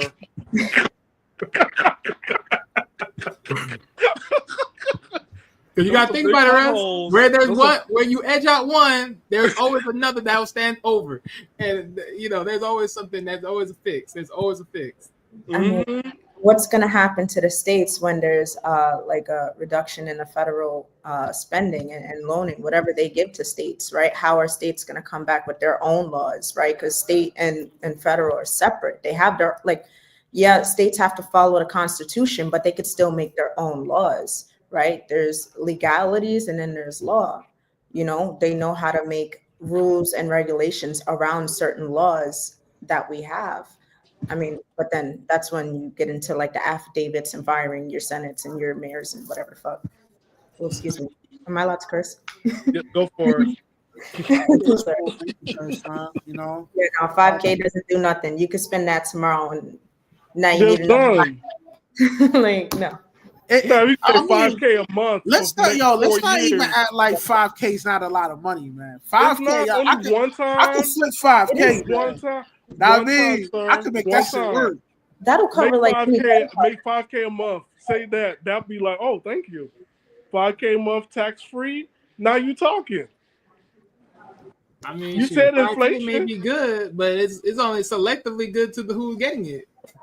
You know what I'm saying? I mean, that's not realistic, man. 5K a month, man. Like just free money coming out of nowhere for 5K. We did the same thing with unemployment when people were on lockdown.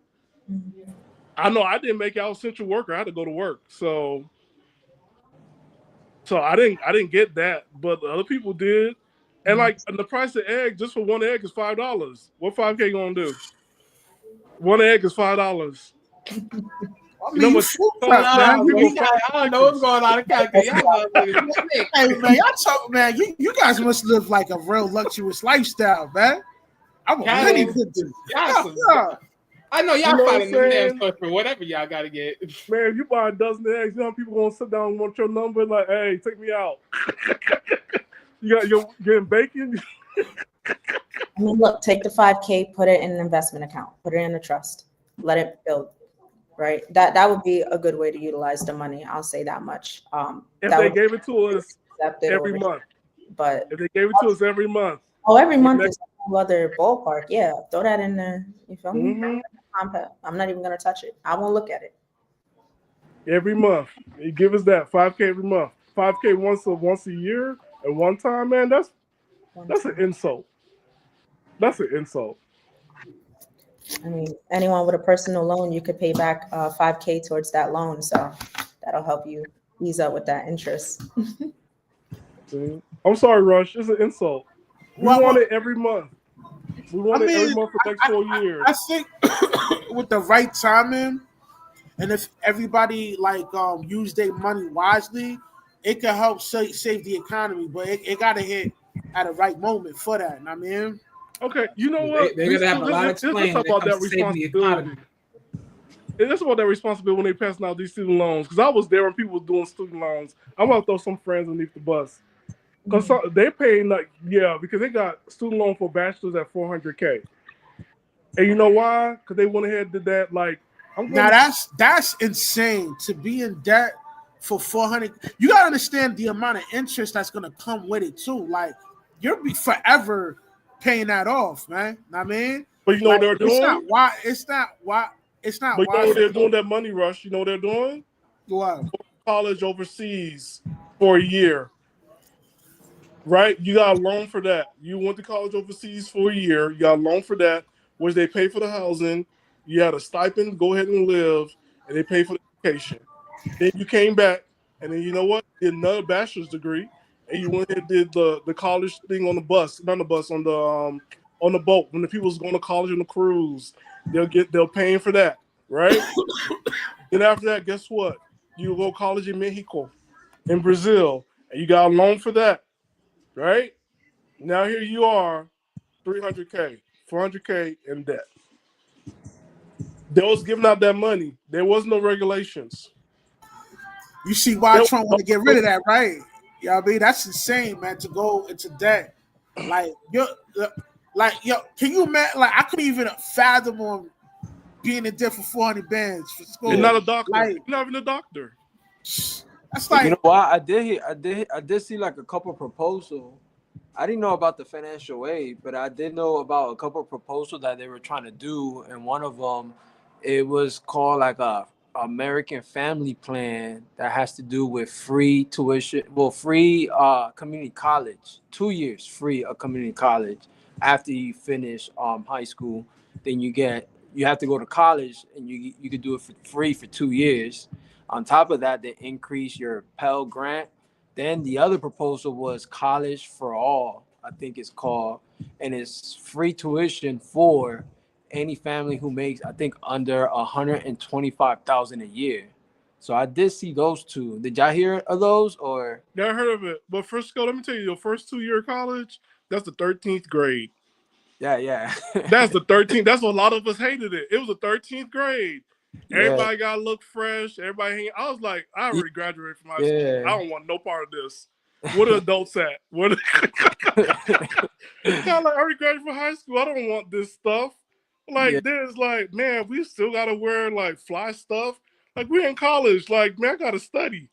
But that's how it was in college. The first 2 years, and plus the education in the first 2 years, like, man, I'm back in college. I'm learning about English. I just graduated. I'm back in algebra again. No, this is college algebra. Okay. I'm back in science again. Well, this is college science. No. Then you have to do PE. I already did that. I don't want to go back. So that's why, like, for me, I wish I went to DeVry if I had a chance. And allegedly, because DeVry, you ain't paying us for the advertise your business.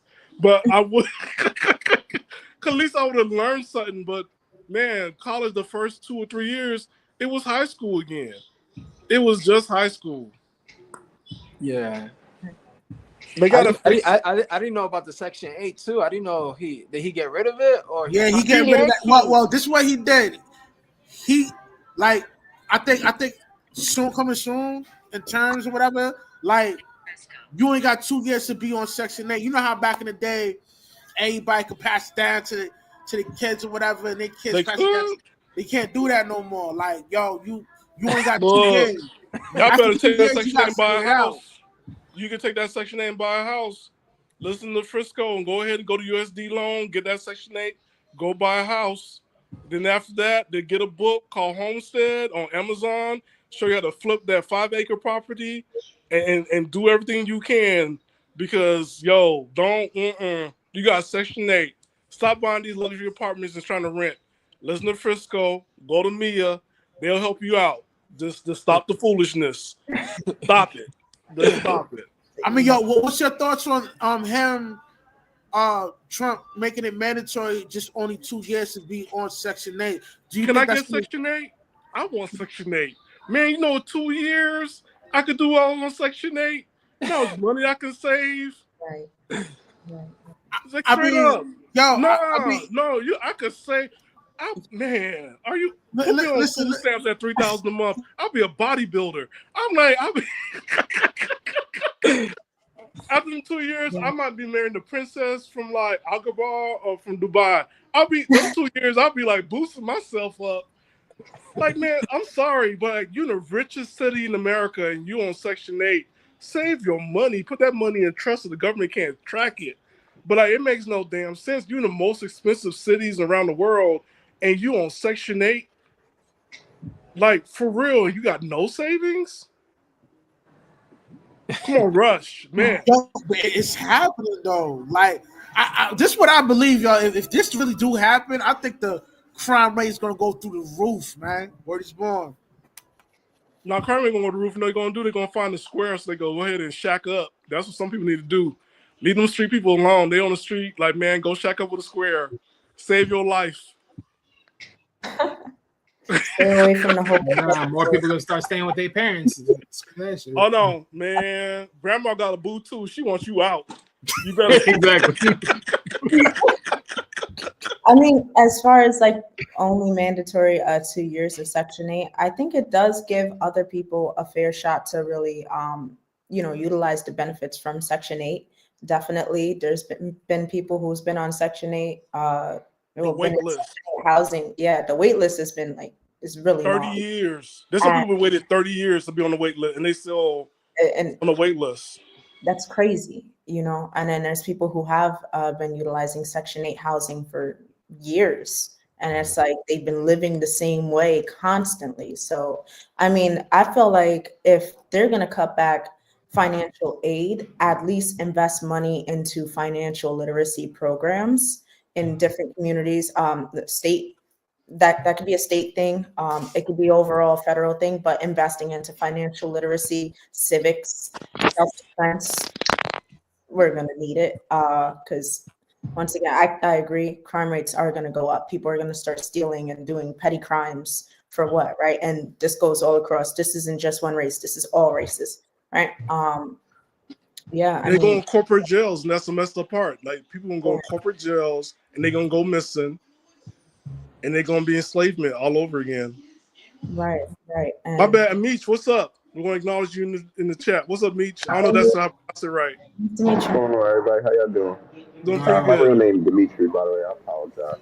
Dimitri? Oh, okay. Yeah. Yo, welcome to Beach, man. Welcome. Thank you. Just the bro up here, he introduced me to the to y'all panel and whatnot. It's open. I just wanted to touch up. I think, like, as a community-based individual, I'm from the Bronx. I think we rely on the system too much and not like stepping out doing things with our neighbors and our communities ourselves, where we can actually help one another. Because back in the days, we did have that village, and the village and the community mentality also was like, I'm not going to say trade thing, but it was like a fair exchange. Maybe your mom may have some salt, I may have some sugar, and your mom may need some sugar, so we did it in exchange. But as well as if we look like when the kids is outside, every adult was looking over each child, and when things happen, the child did anything wrong, that message, it was like the telephone game, went back to mom, and the child got dealt with. So with that being said, is within our community, I think we just need to gather more, be more self-reliant. I mean, I know here in the Bronx on 183rd and Webster, we got the PAL. Inside of the two PALs is green spaces, where I know somebody who they do landscaping. They also like plant plants and stuff here around the city and stuff. He got a certificate, so I wrote up a mission statement to actually take it to the PALs when he come back to the city with his certificate, and he could go try to get a nonprofit organization going where we could grow fruits and vegetables in our community during the season. You know, we can't do it right now, but like April, we could start harvesting or just getting the property ready to plant and produce. But more things like that. I think we need to come together and be more community-based oriented, because look how they're stripping away all these programs. I mean, we shouldn't really be worried too much, because we should be trying to facilitate something within us, because we are the neighbors. We are the ones that we see each other every day. We share stories. We listen to one another. We build a rapport with one another. Yeah, we're gonna have bad individuals in the community. I mean, that's what life is, full of good and bad. But we can surround ourselves with more like-minded individuals, and we can start doing more things actively. For me, listening, I heard everything everybody said. Y'all had some dope pointers. Um, this is a beautiful space for this type of conversation. So I'm just gonna listen till I'm at work. I know y'all hear the noise, but I'm writing down some things that y'all saying as well. So Thanks for giving us your input. You know what I mean? Appreciate it, man. Um, now, now with the the housing projects funding about to get cut, do y'all think that's gonna really affect the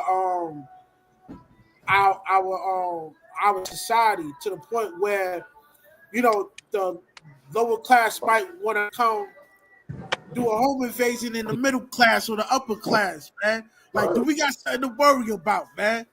Yes, we do. Because I work nonprofit sector. I'm going to tell you guys how it worked. Oakland, we didn't have any projects. San Francisco, too. Like, our projects or housing complex is private. So it's a corporation that comes in. 10% people can come back in, or people have to stay where they at when they have their Section 8. Then after that, you look at 10% is going to be Section 8. Another 10% or 5% is based on income, and the rest of the units is market rate rent. Market rate rent. And then after that, like, you going to be scrutinized every week because they do inspections every week. And that's how it worked. And then when I was working in Oakland, you look at people who are elderly trying to get into these homes for the elderly and house. They're telling them their credit is bad. I'm like, yo, they 80. What are you talking about? After credit, where they gonna go? They got on fixed income. This is their program. There's some stuff that needs to be fixed. And also here, like, the landlords, like, they will rent you. Like, they don't want to rent to a single person. They want to rent to like a group of people, and each person has a lease. So there was like a 3-bedroom. It's like, I'll have a lease. Frisco has a lease. Wally will have a lease.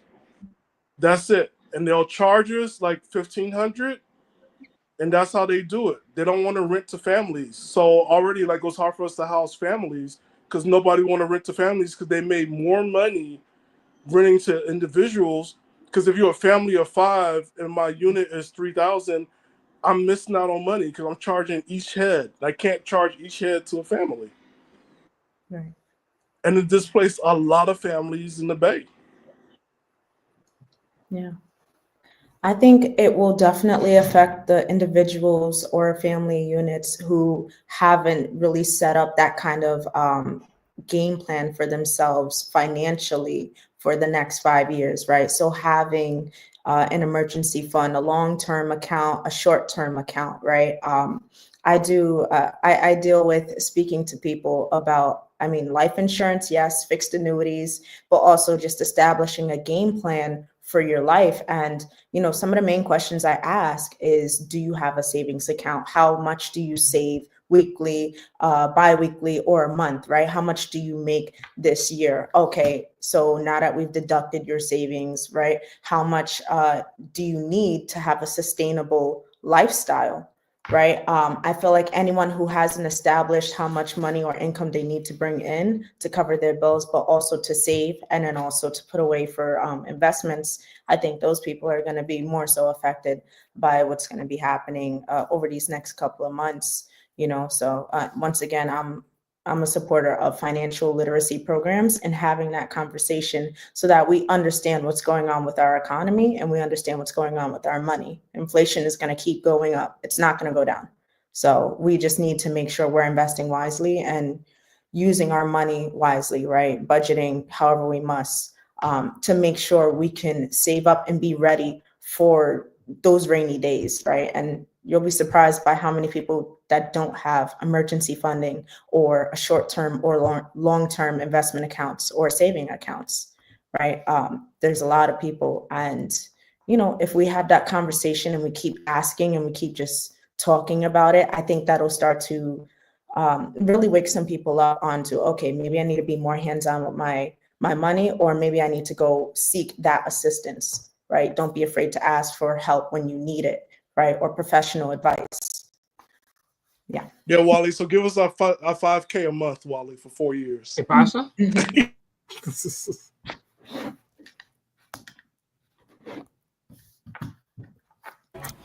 Yeah, I think that's just I don't know, man. That's a nightmare I don't want to wake up to, man. Like that's just it's gonna offset a lot of things, man. Like the way they're getting ready to cut all these fundings off. You know what I mean? But I mean the reason why I say like go ahead, Wiley, go ahead. Yeah. No, look, because this is my thing, right? Because I find it really funny how, like, because the fact that he is thinking about cutting it, or he's holding it to a limit. But if you told me today, or even then yesterday, when they started this whole thing with the Section 8, well, what was the main purpose of it? And then you had to ask yourself, well, how long were you really expecting people to be on it? And if you know you had a long ass list of people trying to get on, well, then how long were you going to hold up the rest of the people that try to get on and keep those people in? So there had to be a framework, and they didn't want to do that. So, I mean, just look at it for what it is. Like, this has been a screw job long term. They didn't want to put nothing. They didn't want to put no measurements into this, because if you told me right now, okay, you was rewarded $3,000 worth of a Section 8 voucher, and that was covering whatever that had to cover, wherever you were staying at the time. So that tells me, okay, $3,000 you don't got to worry about when it comes to paying where you stay. So where's the $300 that you should have had saved up then? See what I'm saying? There ain't no guidelines to this. People just think, I'm protected. Now you fooled. You know what's crazy, man? Some of the people that's on there, like majority of their money goes to their vehicle. Know what I mean? Having a car note is a money killer, man. Like if car note's like $900 a month, man, that's something that you could put in your savings or retirement. Know what I mean? But you're too big. And we're not even talking about keeping up with the maintenance with the vehicle. Know what I mean? So, if you have a car note and your money's not up to par, like, you're not going to be able to save any kind of bread, man. Because all your money's going to go to your money pit, which will be the vehicle, And, yeah, man, I mean, these are the things, these guys gonna have to face, like, you're gonna have to give up your vehicle to really actually pay your rent, And I'm not assuming that people are irresponsible with their bread like that, but you go on TikTok, man, you see a lot of memes on there, like, some of those memes got a little bit of truth to it. You know what I mean? But Rush, they can't do that, because you look at it, right? That not paying your vehicle affects your credit. And once that affects your credit, you're not going to be able to rent. You're going to be homeless. So that's the part of it. Like, it's not well thought of, like, 2 years, then what? Like, what's the next step? Because you do have to have a living situation so they can ease into it. That's what I'm saying. There ain't no guidelines set in motion for this shit. They just set you up for the okie doke. And for the rest of them people out here that be supporting these people, you know what I'm saying? That, like, leave them alone and get you a square. Stop it. Like, leave whoever you're dealing with and think of the Great Depression and get with George and deal with George. George. You know what I'm saying? Nupakone George is Haitian Creole. Like, it's like, I don't know George. We'll get to know him. Because you can't do this. You just can't. You're too old to living your life. Life is like it's Love and Hip Hop Atlanta. This ain't gonna work for us. We gotta get out of it. Let me ask y'all something. We know a lot of the negative, right? So what do y'all think are the positive, like within like the next few years, from that? All right, so I'll pretty much throw it up because I mentioned this a little bit earlier. And that is, if anyone were to take a Section 8 voucher, depending on whatever the amounts that they give you, based upon wherever you're going to stay at that point, wherever they take it, that it's, I think honestly, the only ones that take Section 8 is someone that's well thought already in head. If I get this, I already got this set in motion. Like, this is how I'm doing it. Like, whatever the money is, match that, save that up. And then whenever the time comes where I got to go, that's the money I'm taking and investing, doing what I got to do to get where I got to be. Because that is the idea that you should set up for yourself, because no one else apparently is not going to do it for you. There's a guy on YouTube, and he's pretty good explaining it because he stays in a Section 8 building. And he talked about his life and how it worked and benefit him. So he stayed there for a good 3 years, and now he's going to market rate rent. And, you know, he talked about it like he needed help, and the program worked for him. So there's good things for that. Also, I'm thinking also like people who rent to people who have Section 8, and landlords who are not greedy, and landlords who want people to succeed in life. I think we have to honor those landlords, and we need to rent from them. Stop renting luxury apartments. Y'all can't afford it. College. You know what I'm saying? You left college already. Why you want to go back to it and pay more money with no education? Like, just stop it. Right. Just get you an apartment, stay there, and build up. Because rent is supposed to be 30% of your income. It's not supposed to be 75%. And that's how we messing up. We're getting these luxury apartments, trying to relive college days. And I'm like, yo, I already left that. I ain't trying to go back. I don't know my neighbors, and I don't care about y'all free pizza. So I just want to go home. Honestly, and sleep. Man, you must be my twin, man, because that's how I be, man. I ain't trying to talk to none of my neighbors, man. I'm like Fresco, man. I'm not even gonna look towards the direction. I'm just walking in the house, nigga. Yeah, because they be coming here like, when your daughter coming back? I'm like, little boy, if you don't get the hell out of here. Oh, nah, man. But, you know, I know the importance of neighbors, but, like, yo, I'm not trying to, like, oh, yeah, we about to, you know, have a brownie contest. It's important for some people community. Not going to knock it for others. But for me, I'm not going to pay additional $2,000 in front of Mia's face when Mia's telling me that I need to put stuff in some kind of savings and everything else. I went in and paid additional $2,000 to sit down and hang out with a bunch of people out in their 30s, 40s, 50s, and 60s and act like we're in college. Hell to no.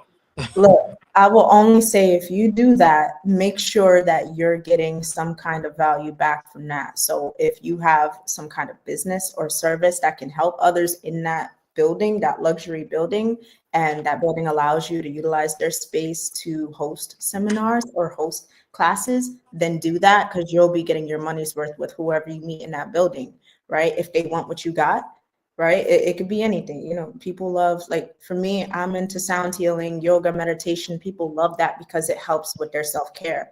People are going to pay for that. People are going to invest, especially if you know what you're doing and if they like how you, maneuver or work your classes. So if you're going to do that, at least have some kind of side hustle going on in that building, right? Network as much as you can, even if you got to say hi to Billy, like, hey man, how are you? Cool. And then keep it pushing, right?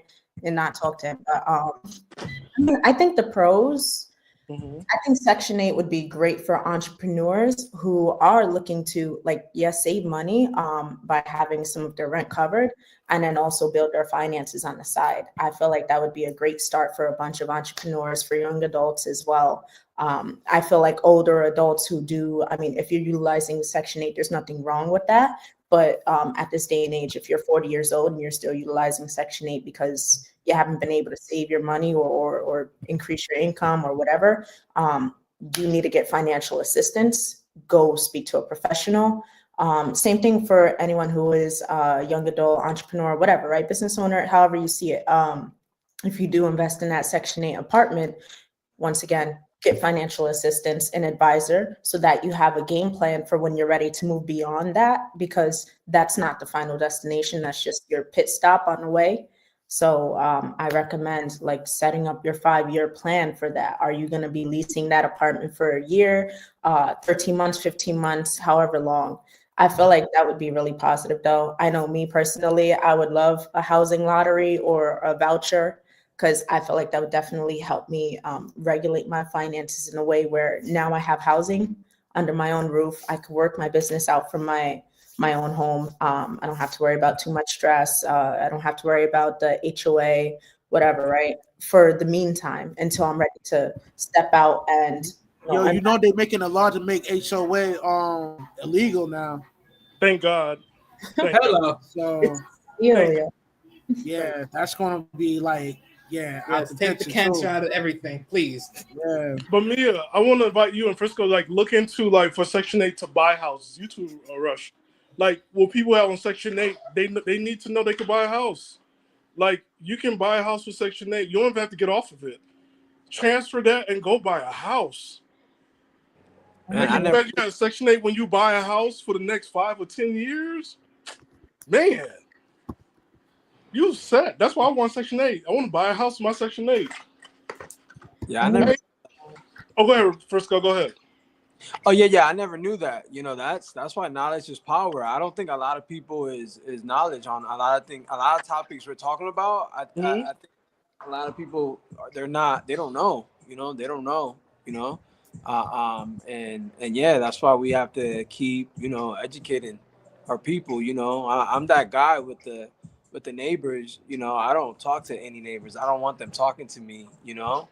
If they look like me, then yes, I'll have full-blown conversation. I'll chill with them, whatever. But if they don't look like me, I've been backstabbed, you know. And now that you said that about the HOA, I had no clue. So you guys are educating me a lot. I'm learning a lot on this panel, you know. And that HOA, I think that's a plus. You know, I've been a victim several times that I had to leave. And now where I live at now, they don't have HOA, you know. It's HOA. I could get what's like the point of it if you use it right. But where I was at, they were abusing it. You know, and unfortunately, you know, I don't like to bring race involved, but I think it had to do with that. You know, I felt like I was targeted. You know, that they kicked me out. You know, I left. Now I'm in a neighborhood where there's no HOA. And I've been happy. You know, my neighbors don't look like me. You know, they're actually officers, but I don't look at them. I just look at my house and my car, and that's it. You know, but yeah, you know, I just learned a couple of things. I do hope they take off that HOA. You know, HOA. I feel like it was built to. It was built for something, but people, they just abused it, you know. It was built for the Karens, so they could kick you out. That's what it was built for. Exactly. It was built for the Karens. Exactly. You know, the worst thing about HOA is that you don't know who the hell is reporting you. You don't know who is it. That was my thing. I got sound like they sent me a letter. I'm like, y'all ain't introduce yourself. I ain't got no brownies. I'm not sending nothing. They want you to pay for snow removal that they barely do. Like, they do a half-ass job with snow removal. I don't see like in my neighborhood, there's barely any landscaping. They could be doing something with the grass, like fixing up potholes better. But you know, it depends. Mm-hmm.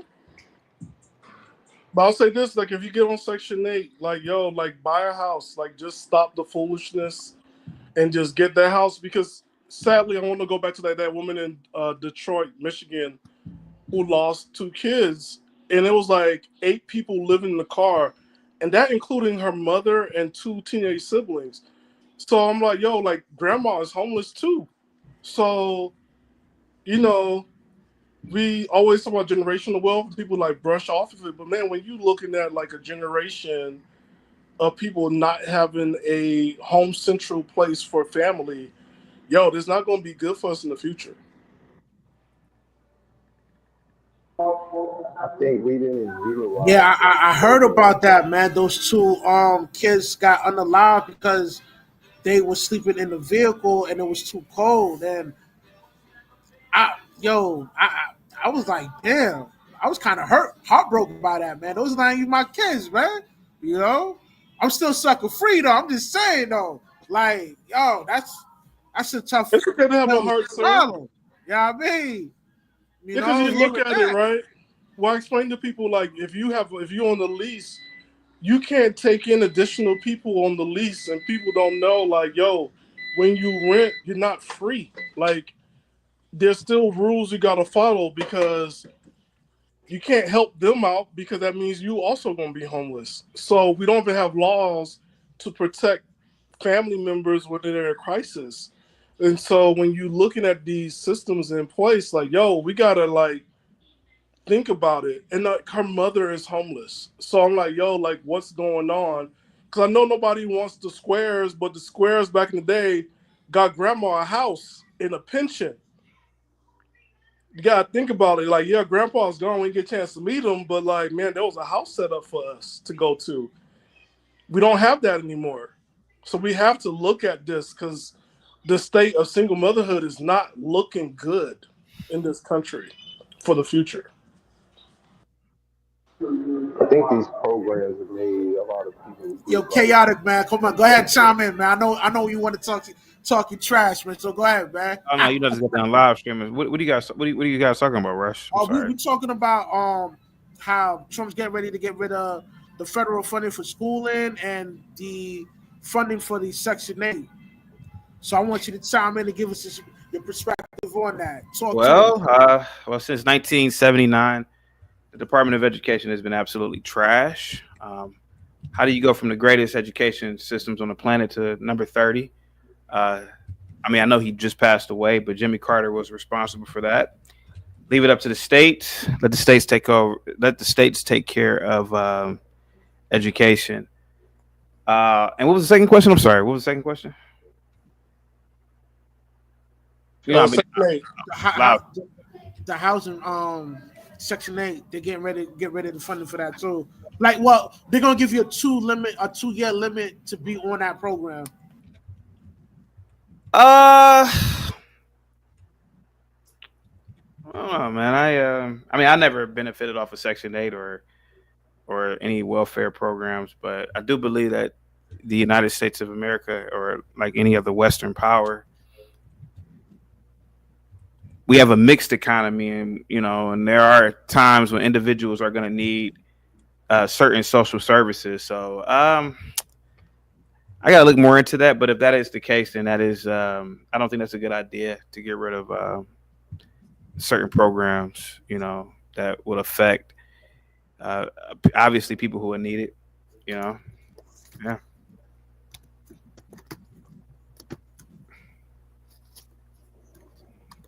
Is that it, Rush? Nah, I kind of want to pivot. Like, it's depressing talking about all this trash, all this economic type joints. So, I heard you guys talking about the lady in Detroit. Yeah. Talking about yeah. I just mentioned overall, like, what housing is going to look like, because being homeless as a family, there was also a wait list. And it's still ongoing because there was like another family that's still waiting to get in with using emergency funds. Like, it's not easy out here, and that's why I'm like, we gotta start looking to the future. We always talk about kids. Like, man, if you care about the children, we gotta start looking into this stuff and see if we can fix it. I believe in being proactive. Why do we wait for people to be homeless? Why not go ahead and prevent people from being homeless? Have a case manager, pay the rent, work with the landlords, work with them financially, and making sure that they don't become homeless. Because to house a family of 8, you can't do it that easily. Rush, are you a depopulationist? Nah, man, I'm not. I ain't trying to be like Thanos, even though Thanos is my favorite character. Nah, man. I'm a depopulationist. Those poor Expound babies, on it, man. those poor children didn't deserve to die in those types of conditions, right? I'm not necessarily knocking the mother, right? But as a former case manager, I can tell you a lot of people don't need to breed. A lot of people don't need to have children. Don't bring a human being into this reality if you can't afford to provide for a life that is conducive for a child living in a first world environment, a hyper capitalistic society.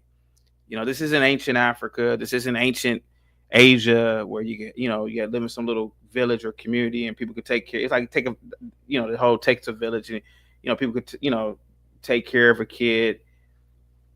We live in a very, very materialistic society and selfish society. The fact that this girl couldn't go to any family member and say, "Hey, can you take my child? Can you take this?"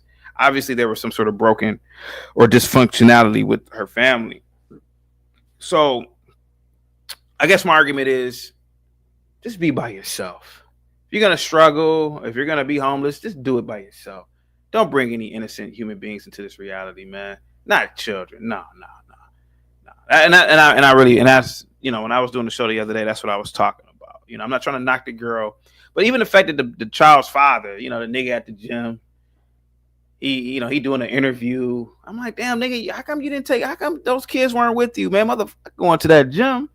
Should be taking care of them goddamn kids. But it's none of my business, man. I don't have any kids, so yeah. Yeah, I mean, it's an unfortunate thing that those kids are on the life because of a reckless, inconsiderate decision that he chose to just let the kids live with the mom in the vehicle and all that. That's the mother's fault too. Man, I was heartbroken hearing that, man. I'm like, damn. Yeah. But I'm a depopulationist, man. I really believe that the future we are going into, and artificial intelligence and automation, man, the knuckle draggers, I might be talking about myself. There ain't gonna be no need for us in the future, man. I would argue, man, I would encourage, stop breeding, stop breeding. Because, even with even attorneys, I mean, have you seen what AI can do now? AI can write briefs, and hey man, there's some wild stuff about this. Hey man, this is wild what's about to go on, man. You see it with telemarketing, you see it with data entry. You can get computers to do all that shit now. Imagine what's gonna be like in 10 years. You're not gonna need all these goddamn people, man. What are these people gonna do in 10, 15 years, man, when you ain't got no jobs, man? I would argue that, maybe plumbing will survive. Maybe some sort of electrical work will survive. Some trades will survive, but even welding, man, you get some goddamn computers to weld and shit. But chaotic, you already answered your question. This is a capitalist society. We can go shopping on the 5. Yeah, but I will admit, human beings are incredible when it comes to adapting and making other new jobs. I mean, during the Industrial Revolution, I guess people could argue the same thing. What are we gonna do now with all these trains and yada yada yada? And people adapted. So maybe we will adapt. But I'll tell you, man, Rush is about to get mean, man. I was talking about this the other day on the channel, man. Sex robots, automation. Shit, this is about to be a wrap, dude. It's about to be a wrap. It might be. I don't know. It could be the robots is crazy. How? Yeah, it's crazy. Yeah. Every year it's getting scary out here. Yeah, man. But I just wondered, we gotta pay attention to history because we was always going in this route. I mean, it's always an evolution phase, it's always something new. So, the young lady said there, specifically what we have to do as people, we gotta teach what we know, our talents. Some of us have to even find our abilities and our talents. I mean, what can we do? What we like to do? I'm like a jack of all trades. I made sure I learned to do multiple things because I'm not going to say I knew it over time like this, but I mean, as a human, you're supposed to have multiple skills, and you're supposed to be able to be useful. A lot of people get complacent. They get on one job, keep that one job, and don't want to expand their knowledge and their wisdom. A lot of people don't even know about the FHA loan, the first homeowner association, shit like that, which you can use Section 8 as well to get your first home through the FHA. And with the technology, yeah, it is creepy. I ain't gonna lie, it's creepy, but it's like you can learn whatever you need to learn in order for you to become the man or the woman you would like to be if you use these tools the correct way, because everything that they create for us is just initially overall tools. I know for me, it helped me create my TikTok.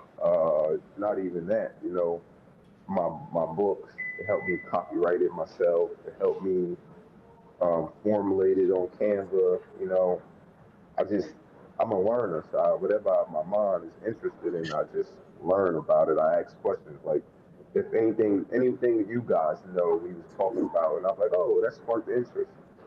I hit up the host. Oh, can you get me in contact with such and such? They said something that intrigued my mindset. You know, I wanted to learn more about it, and I wondered if I could learn off of them. We don't really try to learn off of each other. Like, we are so selfish that when I was just doing my study this past year, I realized, like, if you want wealth, you have to create that with a group of individuals. You can't really create it by yourself. And a lot of people try to create these things by themselves. And this is why, you know, we never reached nowhere, because we got installed with being individualized other than having a selfless mindset and togetherness. So, yes, the restroom, I believe it's on the second floor. You can go in the office, somebody in the office, I believe they can tell you where the bathroom is. I don't know where the bathroom for the clients is. I apologize. But I'm going to go on mute and keep listening to y'all. Yo, this is a beautiful conversation. Yeah, I think we should learn from, like, we have experience, like, in the sense of we see the future. Justin's was a big deal because without knowing it, George Justin was working with an AI. His name was Rudy. And they had 2 kids. So there's a place for us to work with AI. When you see Star Trek, there's a place. Art, you normally give us a blueprint what the future is going to look like. What's your favorite series in Star Trek, by the way? It's going to be Voyager, because she had to make something out of nothing. Yeah, she was stuck in the Delta. Yeah, DS not for me, but yeah. Oh yeah. But you know what I'm saying? The whole thing of, like, and still keep everything, you know, Trek. Yeah. You know what I'm saying? And out of nothing, and building the community, and also it was a frontier, which they normally don't do on Star Trek. They don't go on the frontier, and they did a good job. And also, she hired within. Nobody stayed in the same position they started in Star Trek. Everyone elevated up. Yeah. Well, except for Harry Kim. No, he became a captain afterwards. Well, yeah, in a different timeline. Yeah. Rush, Mia, Stanley, Meech. I gotta get the hell up out of here. I'm just exhausted, dude. I was Well, I'm getting ready to kill this live anyway. So, okay. Mia, Stanley, Meech, thank you guys so much for coming through. Mia, man, you're a lifesaver. I appreciate you so much. All right. Thank you so much. I guess I'll catch y'all on the flip. Show's officially over. Seek wisdom, practice humility, and always remain sucker free. You heard? I'll catch y'all. Love you, Rush. Thank you so much, man. No doubt. Thank you, Rush. Catch y'all later, fellas. Peace.